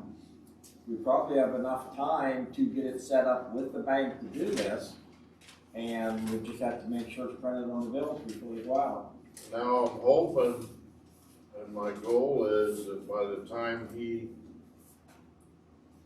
reads meters come the end of December into January, we're hoping and we're on track to have them all on the new computer system. If we can pull it off and make it happen, I'm gonna get into that when I do the water system stuff. But, so we would need to know ahead of time because the computer company is gonna make cards for us so that we can print them out. Now, we're pushing it to get everything done, but I know Bill's gonna be able to read meters. He's gonna have to off the new system.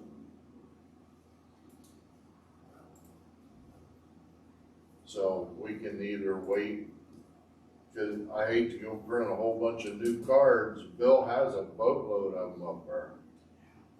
And then have to change them again. You see what I'm saying? Well, if we do this at the bank, you gotta change them now. Yeah. Understand that, but can we set that account up and get it ready and then do we have to use it right now?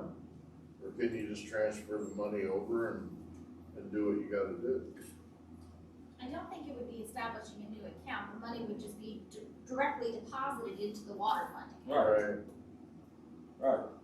It's just setting the process up with the bank. I mean, if we don't tell the people about it, I'm sure nothing's gonna happen, then the bank's gonna come back and say, hey, we got this set up, no one's using it. Well, the only reason I'm saying is because I know Bill just got a bunch of new cards.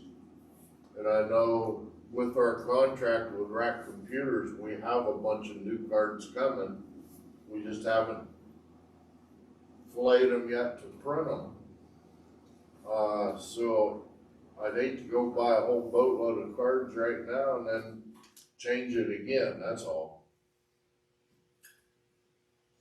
Is there a sample card in that water system? Not yet. When's that coming? Probably in the next 2 weeks, the guy's out hunting right now. When we get that, we need to look at it and see if we can put that blurb on there about what we're gonna charge. So we can put on it whatever we want, we already discussed that. And then, okay, and then we need to probably print billings out of that for, Well, they print the cards and give them to us. We get, I think it was 1,800 cards. oh.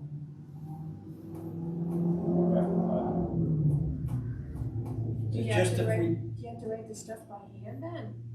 No, it prints everything out. There won't be handwritten cards anymore. they can be printed from here. But how do you get them then? What do you mean? Someone's, They physically would have to be mailed. yeah, Oh, Yeah, When it's I just- went up to watch Renova, the guy read the meters, threw it into the computer like I got the tablet. That reader automatically loads it onto the tablet.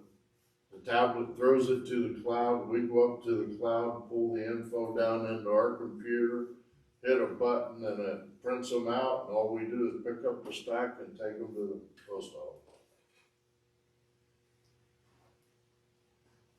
Renova did 1,200 meter reads and had it, from the time it read them to the time he was walking out the door, the card was about 20 minutes. And probably 10 of that, he was explaining it to me. You put the card with the basic information into the copier, is that what you do to print? No, you put this card in there and then the computer will tell the printer what to print. Okay, It automatically does it all, just Blank like card. doing labels. yeah. It's a Almost blank like, card and then it prints The out. computer knows what to put in what blank. yeah, It's a matter of who inputs it in, they do Right. it correctly. right. Right. Well, the reader does it. We don't put numbers or anything in it, the computer does it. Right. Yeah. I'm putting in and designing the program every day that I'm up there for about 4 hours a day. I'm sitting and putting in info from Bill that Helen knows we've had to change multiple things because however it is in that system, he doesn't have it right. And I put it in, and then when Leroy and them bring me a sheet, I can show them to you here. I have a radio signal number, I have a meter VIN number, addresses, phone numbers, and I link all of that into one account. And then that account I move over to the billing cycle account. And we're building that every day as we put meters in. And the accounts will no longer be like an L207. Right. They'll go by your address. Well, no, not really. A lot of them will still have their same account number, but the accounts that had like, 102 and then 102-1, 102-3, the dash numbers, their accounts got changed. There is no account with a dash in it no more. They're all just 3 letters, 100, 200, whatever. I think I'm up to 311 right now. So we eliminated the accounts that had like a 102-1 and 104-1. We eliminated that altogether and made that, I gave it a new account number. Okay. So we just need to decide if it's what we wanna do Yeah. with collecting the money. we wanna wait, I mean, I don't think we have to decide that tonight. We wanna wait and correspond it with the switch over to the new system, we can do that. I will tell you this, within the next 2 weeks, my goal is to have them come and do that complete training with whoever wants to be here to explain how it works. He wanted us to get 10 meters in before he'd even consider it, because I had to enter in 10 meters information, then I had to send it to them, and they had to make some changes, and then the company had to say, okay, they're ready to fly. Those guys have been kicking butt. We now have 31 meters installed. And right now they're drilling on getting all the pit meters done, so that there's no more pit meters to worry about before winter. They're trying to get them in before it gets cold, because they can get in the basements all winter long and do the other stuff. So we're trying to set it up somewhere within the next 2 weeks. Bob is gonna come down from Neptune, and we're gonna set up a meeting with Cheryl and Bill and myself and Bob and whoever wants to come to it, on how the whole system is read, processed, billed right out the door, so that we can start. Chris, can I say something there? I've asked Chris too to share as much as possible with, how these things are done and what's in there, so that, not only Chris knows what's going on, but other, people know others, a couple others at least, know what's going on, right, Chris? Yeah, and that's why we're doing the training. Everybody will know how to work the system. The only thing they said is try not to get too many fingers in it, because it can really screw it up. But I will say too, Cheryl talked to me today, and she's really concerned and said that their money better not get cut. They expect to get the same amount of money they're getting now, so. That's not gonna work. No, that's not gonna work. No, that's what Cheryl told me, and I said, well, Bill knows that we had already said that rates are gonna go down Absolutely. after we get this in, and she said, well, we live on that. And she was quite concerned about it, so I'm just gonna leave it. I'm not getting into that. That's Borough Council. We'll discuss that once the system is complete and it's up and running, and then we'll go from there. Exactly. Yes, okay. Don't anybody promise anything. Right, right. Next thing on new business is, April the 11th, 2023. We are hosting the County Boroughs Association banquet. It is a, spouse night. Probably be anywhere from, probably, I would say 50 to 70 people. We need to decide where we're going to do it, how we're going to do it, and come up with a speaker, and what we want for a meal. And where to have it. Yes, now I did look up the fire hall. We can rent the big room, the banquet room. It's $115 per hour. We'll need it 2 hours. How much was that? $115 per hour. And then there's several ways you can look at it. If you have the ladies auxiliary do the meal, you're gonna pay rental for the kitchen. Plus. Do you have that sheet that Christie printed out? No. The one I handed you up there to me? No, I threw that away. I wasn't paying her nothing. Yeah, when I saw that, I about choked.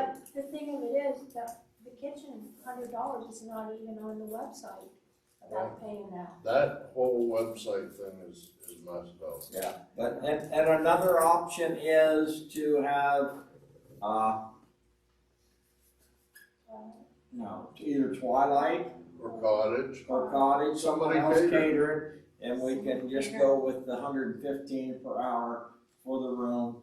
And then no one has to use the kitchen. If you had to cater a nice, not steak and lobster or anything like that, Ed, but if you had to do like chicken, scallop, potatoes, something like that. That's all Trace. That's all Tracy. When they do this, is it a sit down, you receive a plate meal, or is it a buffet style? Buffet. Buffet style. Face down, yeah. Yeah. I wish we would check with, Yeah. different ones. Yes. I mean, we have a year. Yeah, Right. well, not quite. No, not quite. Not quite, We yeah. have 6 months. Yeah. It's just that, we want the thought of the group. I mean, it's just not gonna be a couple of us make a decision, this is what we're doing. I mean, we have to agree as a Well, group. I go down to the cottage a couple times a week. I stop at Ed's a couple times. I can ask Faye down there what she charge, and he or anybody in here can ask Tracy about it, and let's see, let's come up with an idea. If a group says, what do you want? Ham, potatoes, chicken, potatoes, at least give us something to ask them what they want. I already know what they charges, Okay, because we do it for the alcohol, right. so it's like, She charges $12 a head for the Lions Club. well, she charges more for us, I think it's like $15, because we order pie, because the older people want it, Right. so. So we just need And to that's what 2 means, decide what we want for the meal. yeah. Right. And a speaker, we have to come up with someone to They speak. said at the meeting that they were gonna get that one guy to speak, remember? Tony, he's just coming to meeting. He's not gonna be a speaker. He's gonna talk about Fire? the fire service. Okay. Yeah, unless we can talk to him and say, hey, it's gonna be yours for 20, 25 minutes, buddy, you're the speaker. Make a speech. Be thinking about that.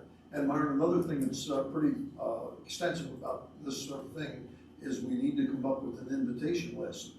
And in the past, we've invited the sewer authority, well, we don't have a planning commission now, but all those groups, this is one time that we can legally treat them for the work that they do, and then we try to recognize them at the meeting. Now, Flemington didn't do that very much the other night, but I would like to do that if it's all possible, as much as possible. And it gives a little bit of recognition and a little bit of thanks to these people that work in these committees. Yeah.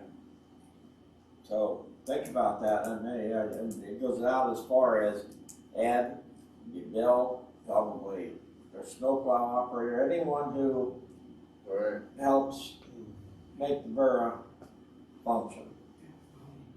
Yeah, Donnie and Leroy, absolutely.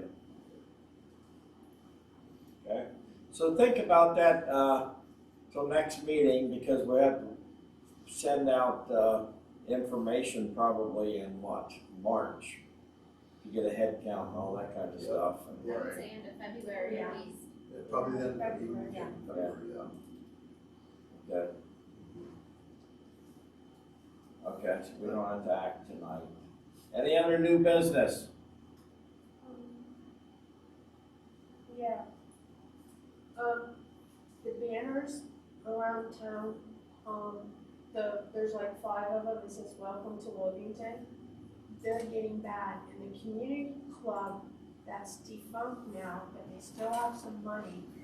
I talked to them and they said that, they told me they got them from Riley's, where we got the Christmas decorations.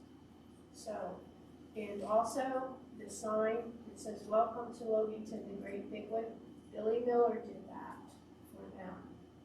And one of the members of the club told me that it was moved from someplace else to up there, and it's sort of cracked or something. I don't know what's wrong with it, but, and we talked about it before in a meeting, and we said, see what Gene Nicholas was gonna do about it, but obviously, he's not gonna do that now.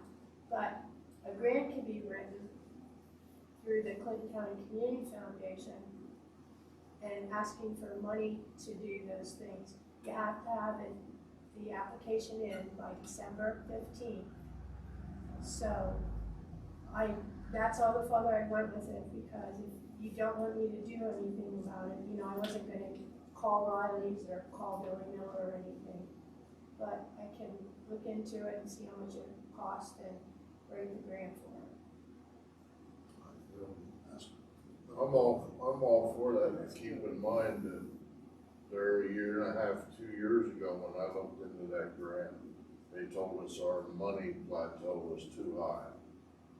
Remember, we talked about that, and I said, how can it be with all the repairs? No, this is something completely different. This is different, I think. This is the Clinton County Community Foundation. Yeah, And I think you're thinking of the Black Energy. No, the CD that Alan brought up, the other grant, where we never qualified for. The Clinton CDBG money. yeah, That's, okay. this is something completely different. Okay. and we're allowed to because we're a government unit. It Right. says it right on the It's the application. Clinton County Communication Foundation, Clinton County.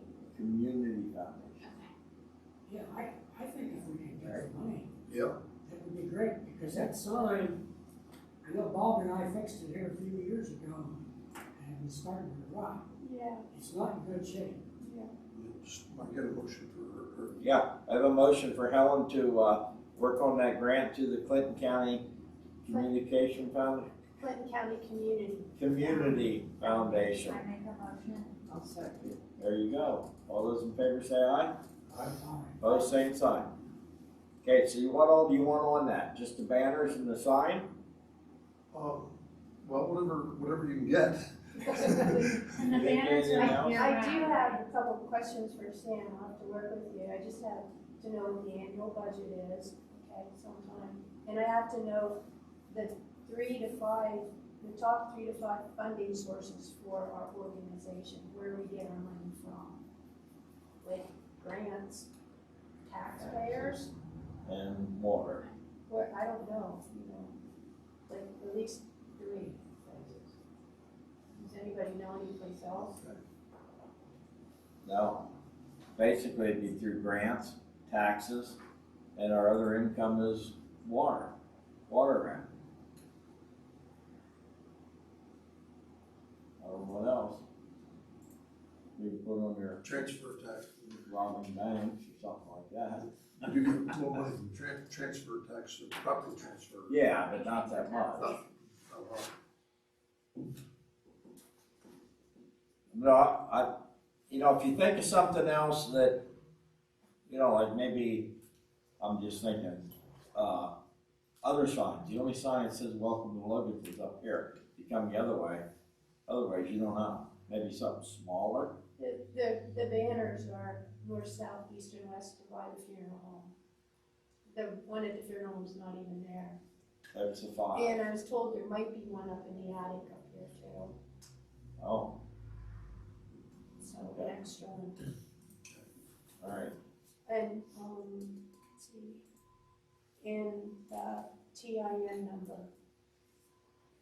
We have a TIN number, not EIN, T. No, I don't know that we have that, we have E on it.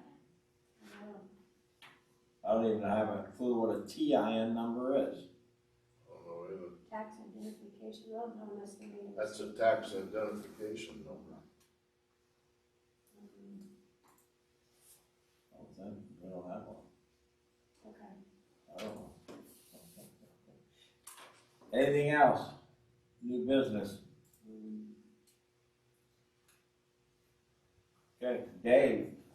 Many of my things have been covered, Myron, and I just wanted to report that the negotiations, whatever you want to call them, with PP&L are going good. I think we have finally completed the last document that we needed to sign. I just want to clear up why we're getting money. Before we couldn't understand, and there's a fellow by the name of Matt Sly that I'm dealing with, and he tells me, here's the reason you're getting money.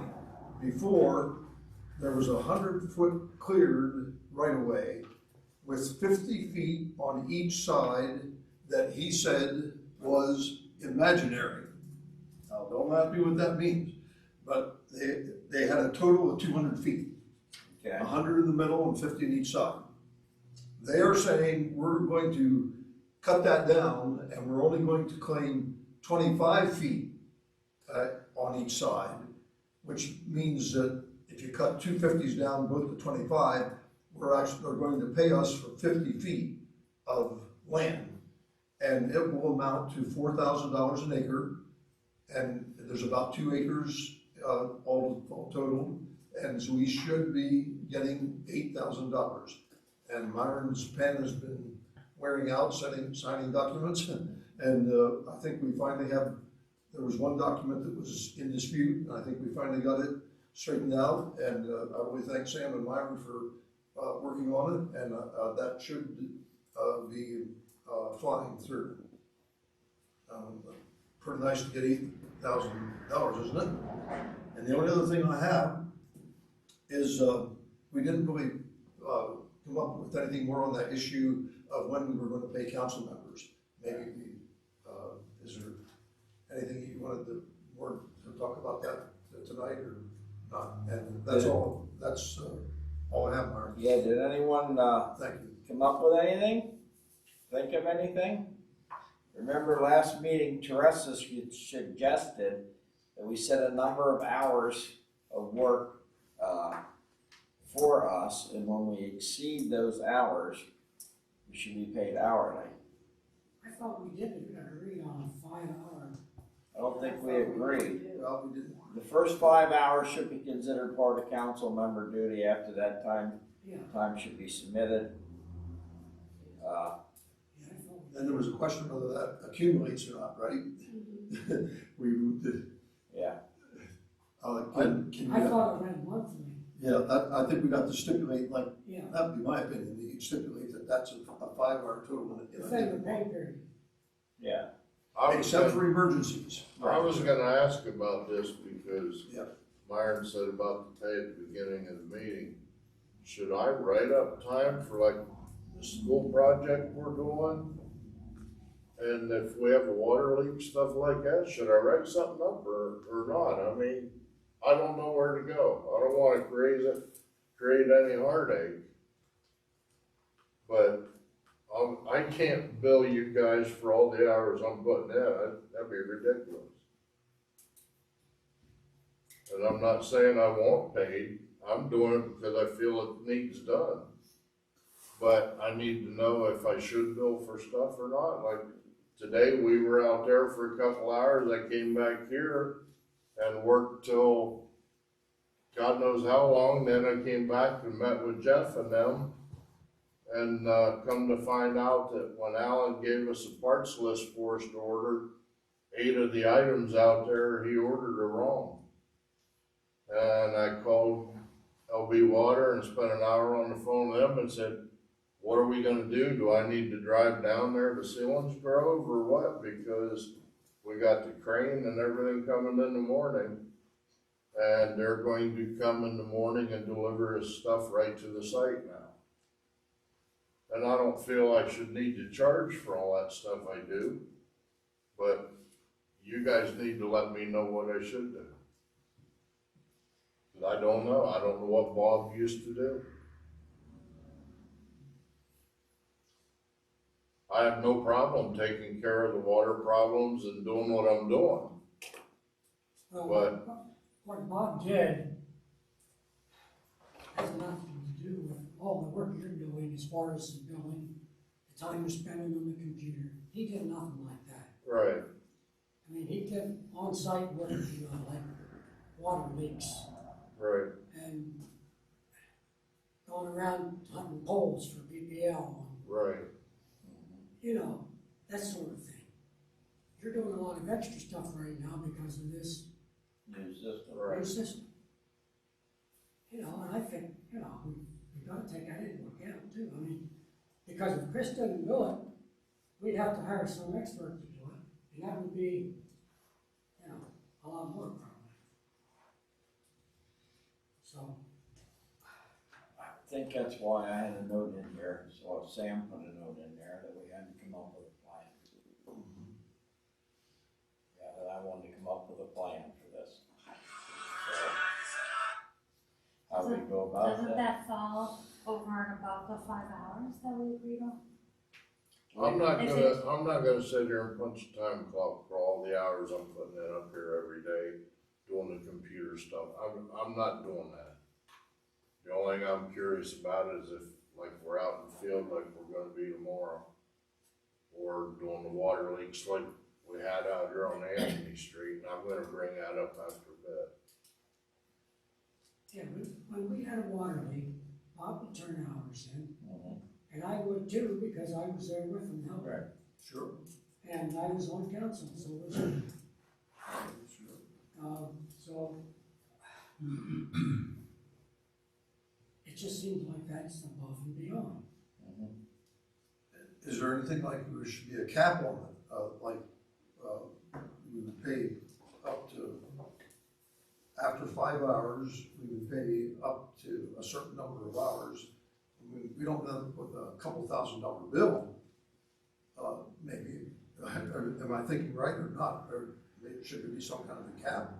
Well, once we get this project at the charter school done, we really shouldn't have any big jobs coming up, unless we have a water line break, something like that.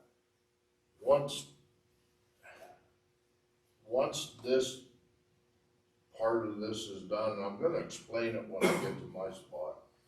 Once this is done, the big projects are completed. Ones that we didn't think would be done till next year are done. But I'm just gonna lay that out there, the only thing we should have is if an emergency come up. That's really it, except for the PA1 calls where you guys told me just do it and bill for that. Oh, that's settled, Chris. Well, when you have a water leak, a lot of times, you've gotta have two people there doing flag traffic too. And that falls into the, emergency side of that we discussed last month. Right. If it's an emergency, yes, absolutely. If we're out there fixing water lines or whatever, directing traffic, whatever, yeah. Cause I really have there is no bigger projects on the books right now. The biggest project we're gonna have is putting that big, 6-inch pump up at the well, up at the tower up here. But we're gonna be contracting somebody in to do that. And I'll be around for that day, but we're so far ahead of the ball game right here, it's unreal. And I don't foresee any big projects. We did the valves, we're getting the charter school done. Dave, you and Bobby both know that's been our biggest nightmare, that you folks couldn't even dream up the stuff that's going on. So that's where we are.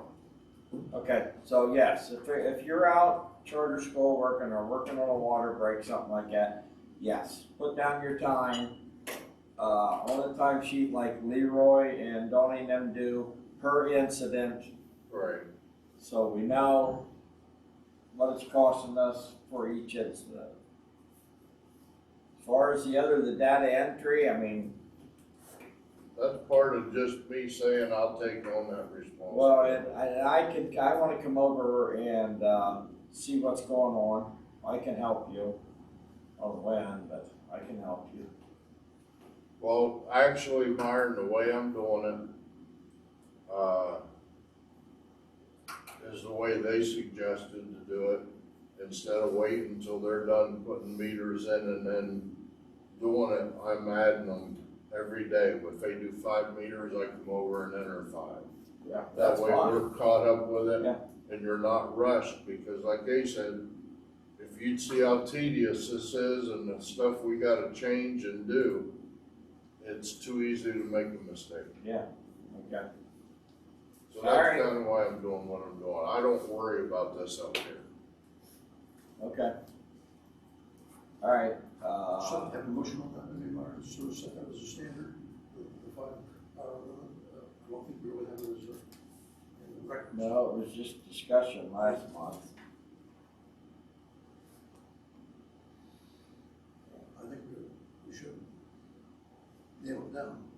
So does someone wanna make a motion that, after the 5 hours per month that is expected of a council member, any work done after this can be submitted for pay, on a per occurrence basis, something like that.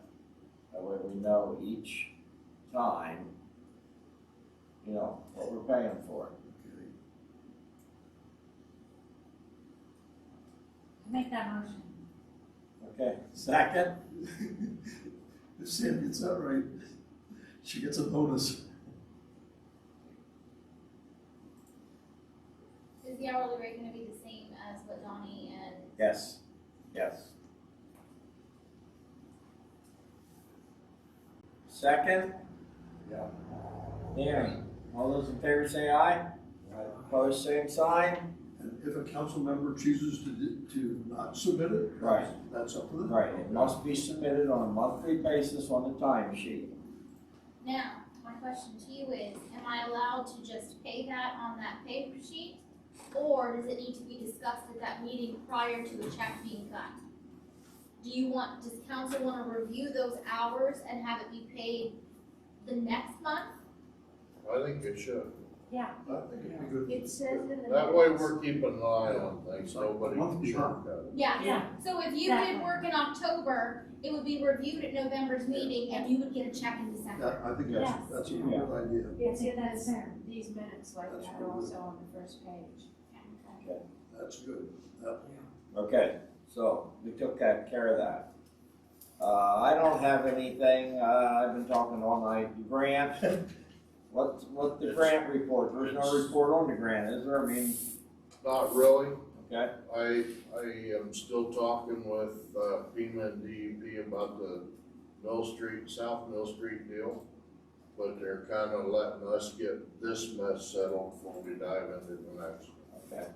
Okay, so we can put that grant report to bed for right now, if Yeah. something happens again. Take that and off. Water committee, fire hydrant parts. Okay, the fire hydrant that we took out down at the school that broke, Yes. we were gonna put it down on South Street. We took it apart we were gonna fix it.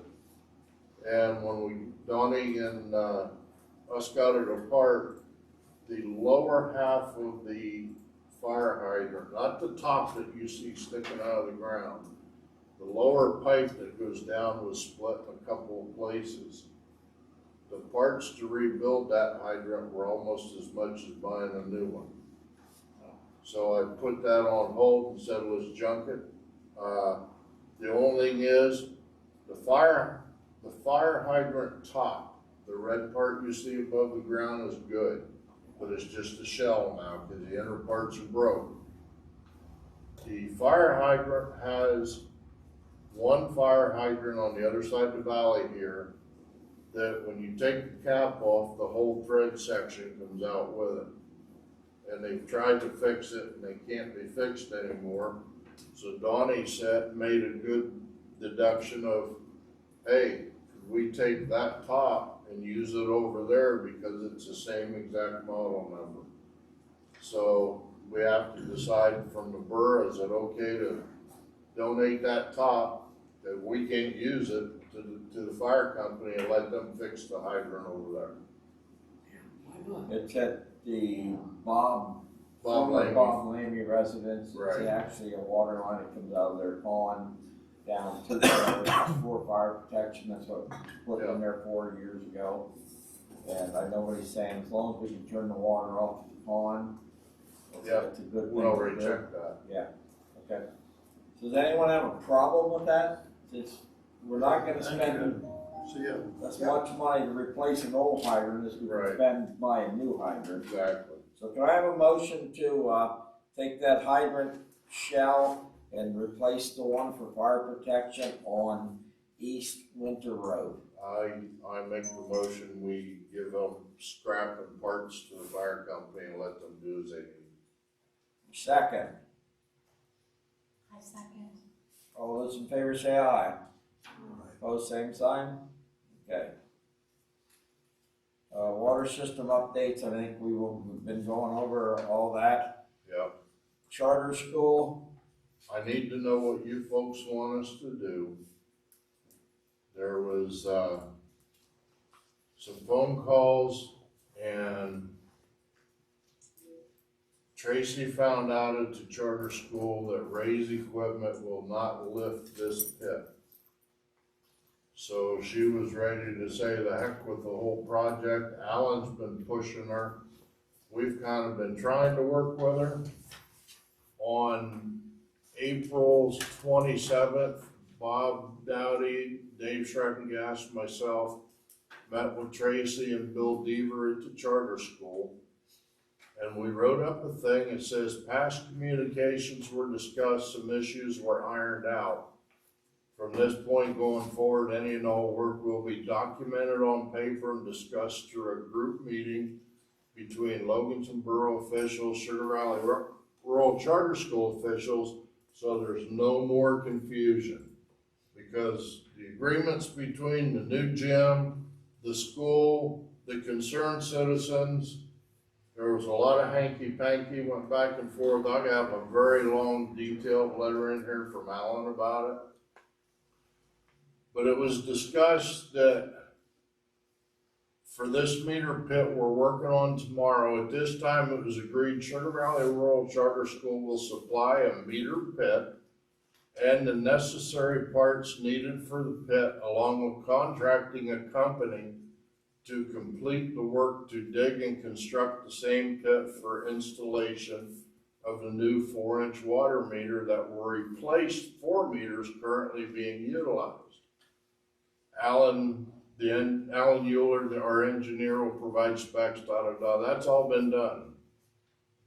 The other day when Tracy found out that Ray can't lift this pit because it's 10,000 pounds, she said, threw a fit that the borough has to pay for it or we're not doing the project. And I said, Tracy, I'm trying to work both ways here. I said, I already had $2,800 in parts sitting out here. Everybody here's seen them. I said, and I've not sent you a bill for it. And she said straight out, I'm not paying for those. And I said, well, it was in the agreement. I said, but just trying to get this project done. I know you spent a lot of money for the pit. I'm willing to forego that bill. We already bought the parts. I said, we just want you to get it done. Well, she refused to pay for the bill to have somebody come in and drop the pit in the hole. And then she threw Dave under the bus at me and said, well, Dave said the other night at a Nicholas meeting that we shouldn't have to pay for anything. I made the mistake, Chris, of telling her that she should stick to her guns. She said, I'm not spending one more dollar. Yes. And I apologize to Chris, I guess. I did sort of probably overstep by saying, we'll stick to your guns. That's sort of a little gray area about, there's gonna be $1,600 to get a crane to come in. And she said, I'm not spending one more dollar. Well, I called Bressler out there. There was a whole bunch of us out there because it was a heated conversation. And I called Bressler and I got him to come in. He's gonna come in tomorrow morning and set it in the pit for $500. And she said, well, we shouldn't have to pay that. And that's when she threw Dave under the bus. I said, Tracy, I'm already paying $2,700 to this. I said, we're paying our crew to hook it up and do the installation. We're not paying for the crane. And she finally said, well, if I have to, but I'm not gonna make it sound nice for you guys. So I'm gonna leave it up to you guys. We're already gonna pay Jim, Jeff, and our guys to be out there to hook all this up. Do we wanna pay Bressler the crane fee, or do we just wanna say it's yours? Who supplies the pit if, someone builds a house up there in the field and we need a pit? Who supplies The that pit? homeowner does. Exactly. Exactly. Well, Tracy's throwing it up in our faces. It's right there in that conversation that you had that she's gonna pay all costs, and I disagree with giving her the $2,800 worth of parts. Well, I did too. She says, we'll go to court, I won't pay it. Well, But then they shut the water off. It's that simple. it's, The next person that we puts a pit in, we better pay for all their parts that's needed for that too. I know. You're it. setting a precedence that we cannot set. Well, then we need to write a letter to Tracy and explain it, because Dave knows, and I mean, she threw it in my face. Dave said we shouldn't have to pay nothing, and I said, we're working with you, we just want this job done. And I told her, I said, if you sit down and think about it, what Alan put in this letter, they had agreed to before. Tracy says, show it to me in writing. And Alan's argued with her. Dave's been there while we've talked. Bobby knows the deal. Bob Deal is dead. He's not here to argue it anymore. And I made it very clear to Tracy that, Tracy, I don't know what Bob and all had worked out, because that was a long time ago.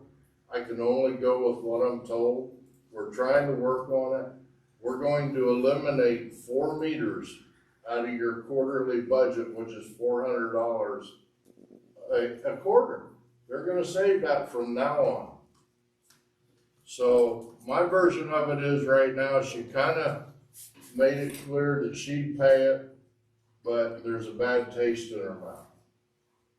So. She says that we're making her do something that we're not making any other party in town do. We're not making any homeowner in here pay for their meter and installing it. What other homeowner is having to? And I said, no other homeowner in here needs a line on a 4-inch line. That's exactly right. And has $5,000 meter put in their house. That's right. This is the result of an agreement. Yes. We made Long to before. compromise Yes. back when Yep. Bob Deal was around. Yep.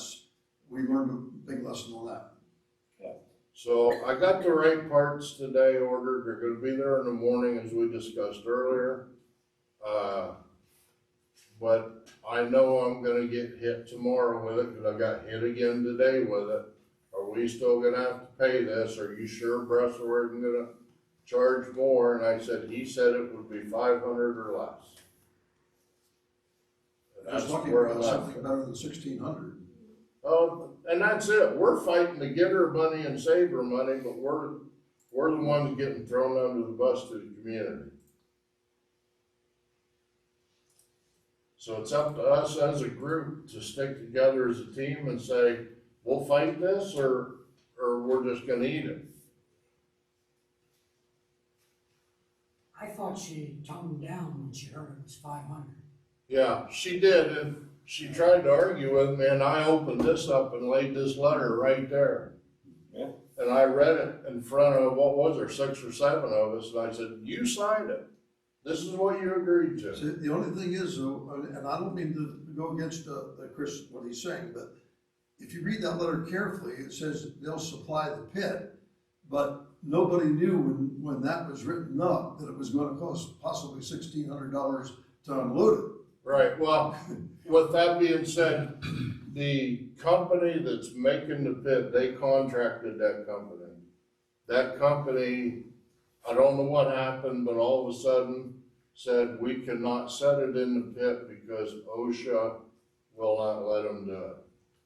When I talked to Tracy at the Nicholas meeting, and she told me, she said, I can't understand why the company that builds this pit, this box, can't unload it. Well, they're gonna come out and unload it. She can't understand why that, I guess I should say, why they can't send it in the hole. But that's not our. That's not us. That's not our problem. That's right. We can't control that. The company told me and told Alan that OSHA put a stop to that. I don't know if they had an accident or an incident or what, but they physically cannot do it. Well, she told me, so I'm not gonna pay $1 more, and I made a mistake of telling her to stick to her guns, and that was a mistake. I found that out later on, big mistake.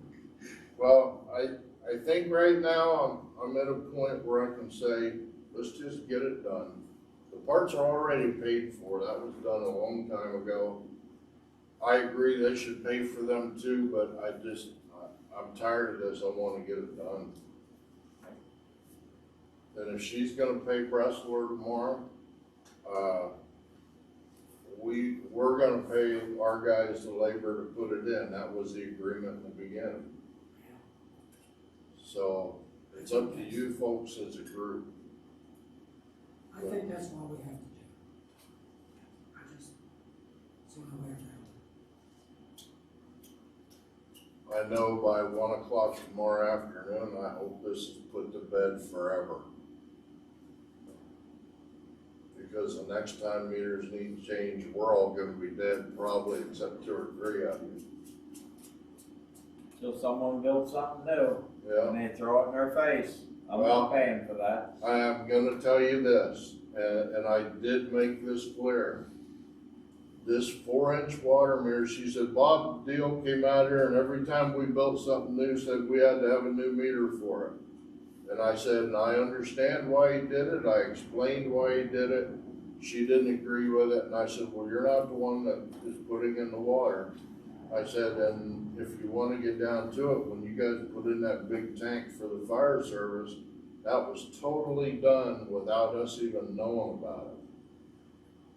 And I said, there will not be any more other meters up here. We already have to replace the 2 meters in the pit for the new gym. I said, so I don't wanna hear it. And Dave, you know, I was pretty stout about it. Yeah. And I'm gonna stick to my guns. My job is to get the job done correctly and save us as much money as we can, because as taxpayers, we shouldn't have to pay that out there. We pay school taxes.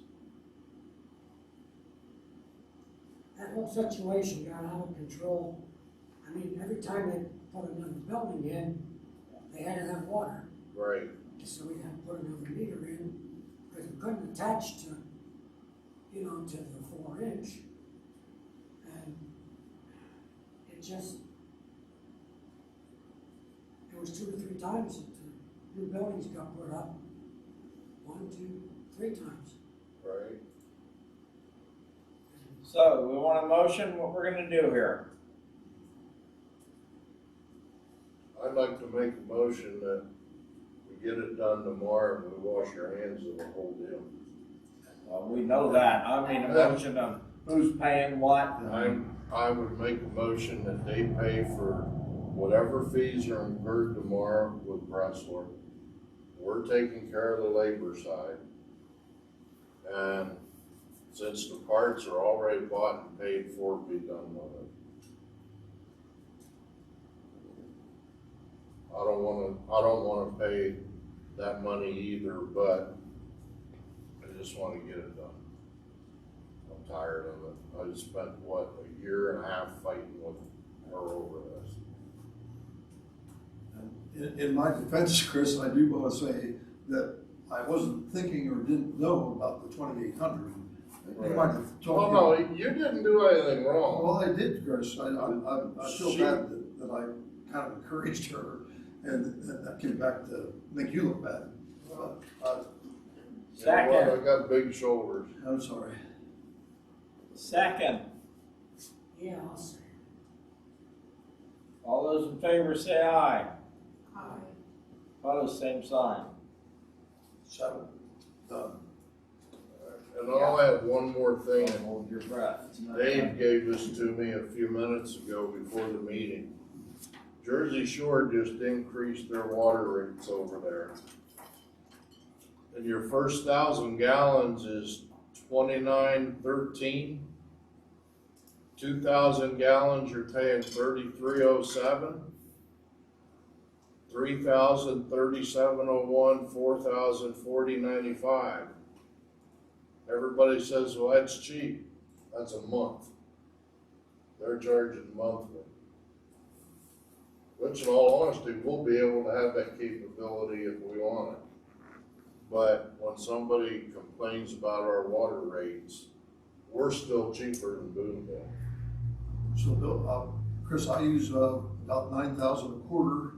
That would be what, 2,000 a month? And what's the bill for It's 2,000? $40.95 a month for 4,000. So you'd be paying $86 a month. I use, 9,000 a quarter. yeah. Are you That's sure? 3 months, so you're using 3,000 Oh, a okay, I was month. thinking 4 months, I'm. 3,000 a month. It's a quarter, I'm sorry. I used to teach math. I know. Dave, I don't think you're using that much. Okay, don't matter, let's go. It is, Anyway, that, 20 after 9. Yeah. that's all I got is food for thought on that. Okay, street committee.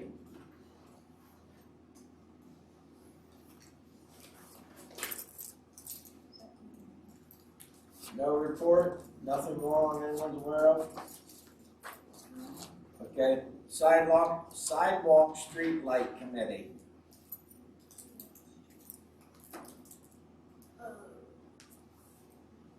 We met with, Alan on October 27th. And, what came out of it was that he was gonna look into see if we could get any grants, and he spoke on it tonight, Okay. Myron, one thing I wanna tell you too, we talked last Tuesday at Green Township meeting, they have no problem with the Cinder deal like we did last year, Oh, okay, alright? alright. And that's it for you two? What about, the Christmas lights will have to go up probably just a little before Thanksgiving. But, Yeah. yeah. That's coming up. Yeah. Hold that thought a minute. Okay. Anything fire company? Hold on here, I'm getting the calendar up. Saturday is the, turkey dinner. Okay. That's really about it. Okay. Now, Christmas lights. Okay, PPL came over October 19th, and they finished putting up the 8 eyes that needed to be put up. And that same night, Matt Kerstetter went around and put 8 brackets up for the lights. And he did it all himself. And I don't know if, should we pay him for that? I don't. He offered to do it a long time ago. He was here with PP&L when they put the eyes up too. There was 3 trucks that came over to do it.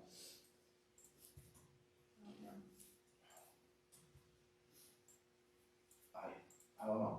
Might be nice to ask him what we owe, just see what he says. Yeah, you see him. They're out hunting in Colorado. That's where Bill is. Oh, okay. Okay. Did Bill know what that do? Nope.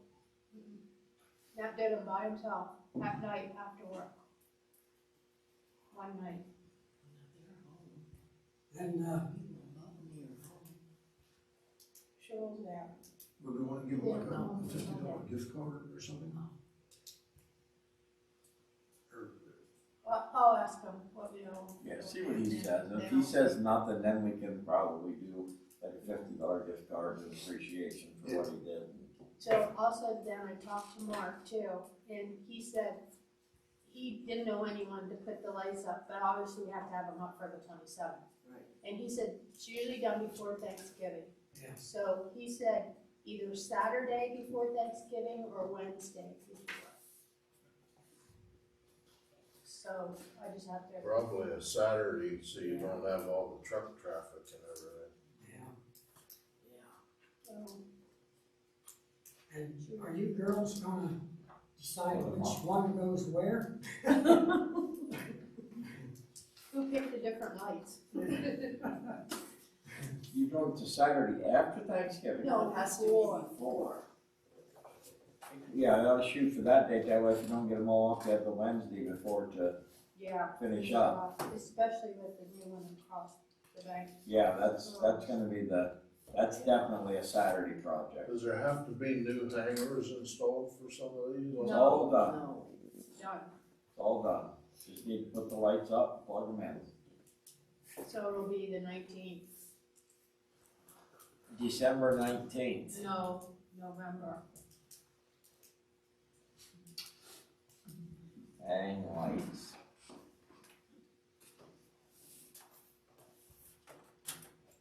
Okay, anything else?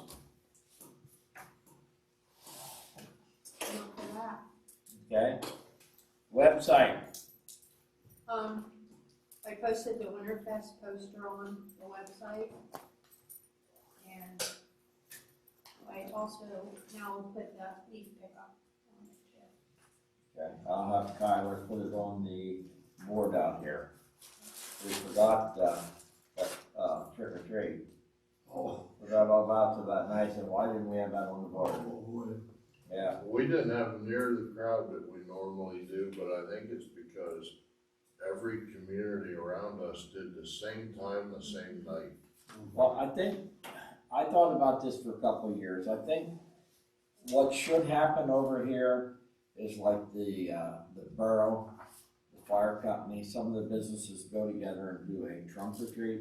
Yeah, Keep the kids off the street. yep, now we have the parking lot to do it. Yeah, Yeah, that's a good, I think that's something that we need to another year. look into. Do it the same night though everybody Yeah. else does. Right, and maybe, I don't know if someone at the charter school would wanna do that like as a project, cause there still do projects out there, right? We did a big one over at my church in Castanea, and everybody brought their car in, opened their hatch or their trunk, decorated their own way, Yeah. and we gave away candy. We had almost 1,500 kids come through the A place. lot safer. Oh, absolutely. Yeah, safety, because Yep. some people just don't know enough to stay off the road. Now, we- and they we see had- you coming in a car and they'll just walk right out in front of you. We had a problem down there at Howard's multiple times. Over the years, we had one again this year where people were standing out there in a group talking, standing right halfway into the lane of traffic. Down there by the creek. They Yeah. walk up on the wrong, they don't go on the sidewalk side, they go on the other side. Yeah. And it's dark, they have no lights. Bunker Hill, they walk right down the middle of the road up there. I swear. Nothing else for website? No. Okay. Anyone else have anything else before we adjourn? Yes, we need to set a special meeting to do the budget. Yes.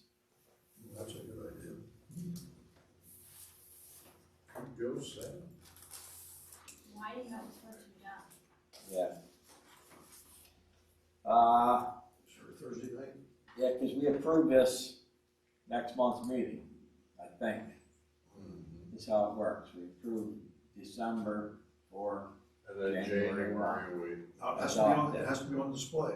We have to make sure, I have to check the regs on that, but it has to be on display for a certain period of time before we pass it. Yeah. We have to make sure we meet those requirements. and do we have to put it in the paper before or after? I think it's before, isn't it? I think it's Green before. Township the other night said they had to put theirs in before. Yeah, we need to publish it. Yeah,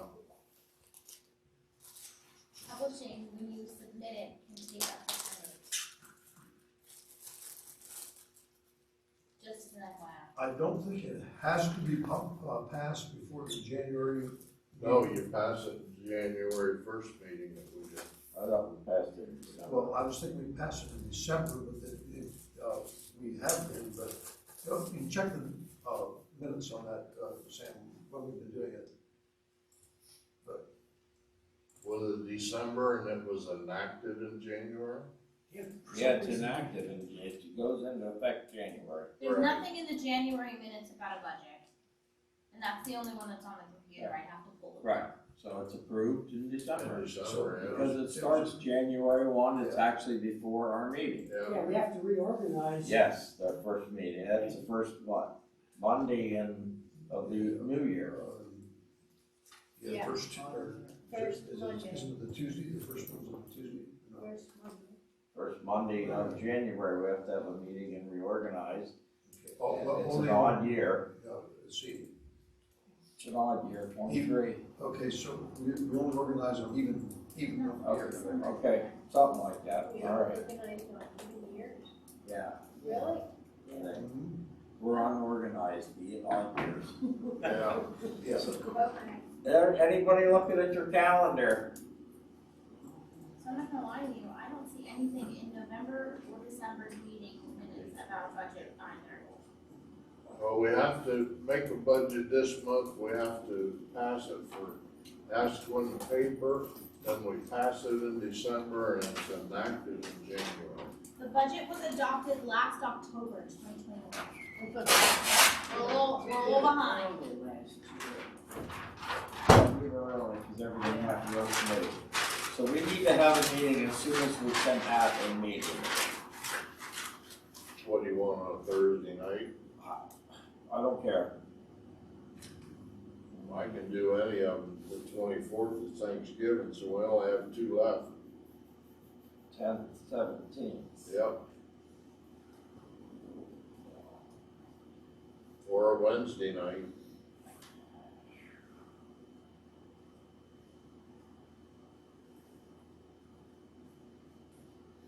I don't know, what's everyone thinking? Now, we will also have to advertise the special meeting as well, right? We have to advertise that we're having a special meeting, so that's gonna cut into how soon we can do No, it I as well. don't think for a budget meeting, I don't think we have. You don't have to? No, that's a work Okay, that's I an just wanna make executive work sure. session. Okay. Yeah, nobody didn't I was- read something in about that, the last meeting, about, the work sessions for Sam? Do you remember? Yes, I was just thinking that this was a special meeting, not a work No, session. this is a So work I- session. okay, Work session. Gotcha. When you get done with this, you're gonna feel like you had another child. Yes, and you're ready. Okay, When do you want to do it?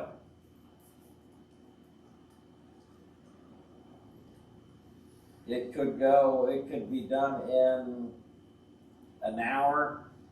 It could take 3 hours. so what happens during these? Can you start early? We have to start with the monies that we have Okay. and budget what we're gonna use. We have to look at last year. She always had a printout of where we were at. Like we budgeted, say for heat, we budgeted $5,000. So you have to have that information. Say we have a meeting next week. At that point, you have to show us exactly what we paid on heat so far for the year. Gotcha. That way we know if we have to raise the budget or we can lower the budget a little bit on it. Look at the budget Each thing. format that we used the last couple of Yeah. years. So that was, actually goes along pretty quick. Okay. You see that, you'll figure it right out. So what do you want to go with?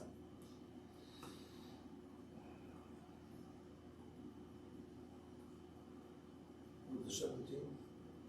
Will be enough time for Sam to get ready? Enough time for you to get ready? I'm waiting, it's gonna be fine. Well, she'd have to have it in the paper. No, she don't.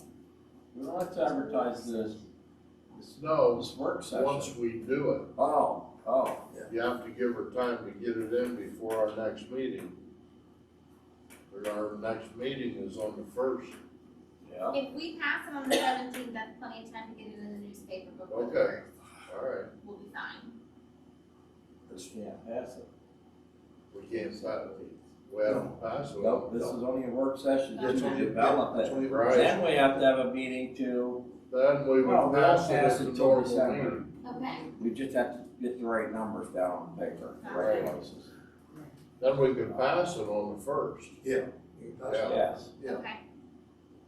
And Sam, we just got to be sure to look up, somewhere there's got to be a list of exactly the procedure of making sure that we do it according to directions. Okay? Are we good with that? 17th, 17? what time? I'll do it early? Keep in mind, I work full-time, I cannot be here before 6. Okay. That's what I was thinking. 5:59. Yeah. 6? You all right with 6? I can make that work. I don't want you to get a speeding ticket or anything. I cannot be here any earlier than 6. Okay, November 17th, 6 p.m. All right. Are the calculators still out there? There are 3 of them. Okay.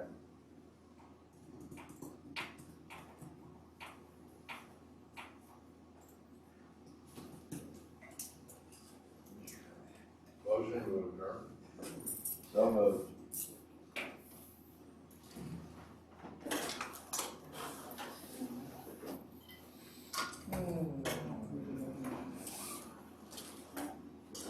second our adjournment? I second that. All in favor? Everyone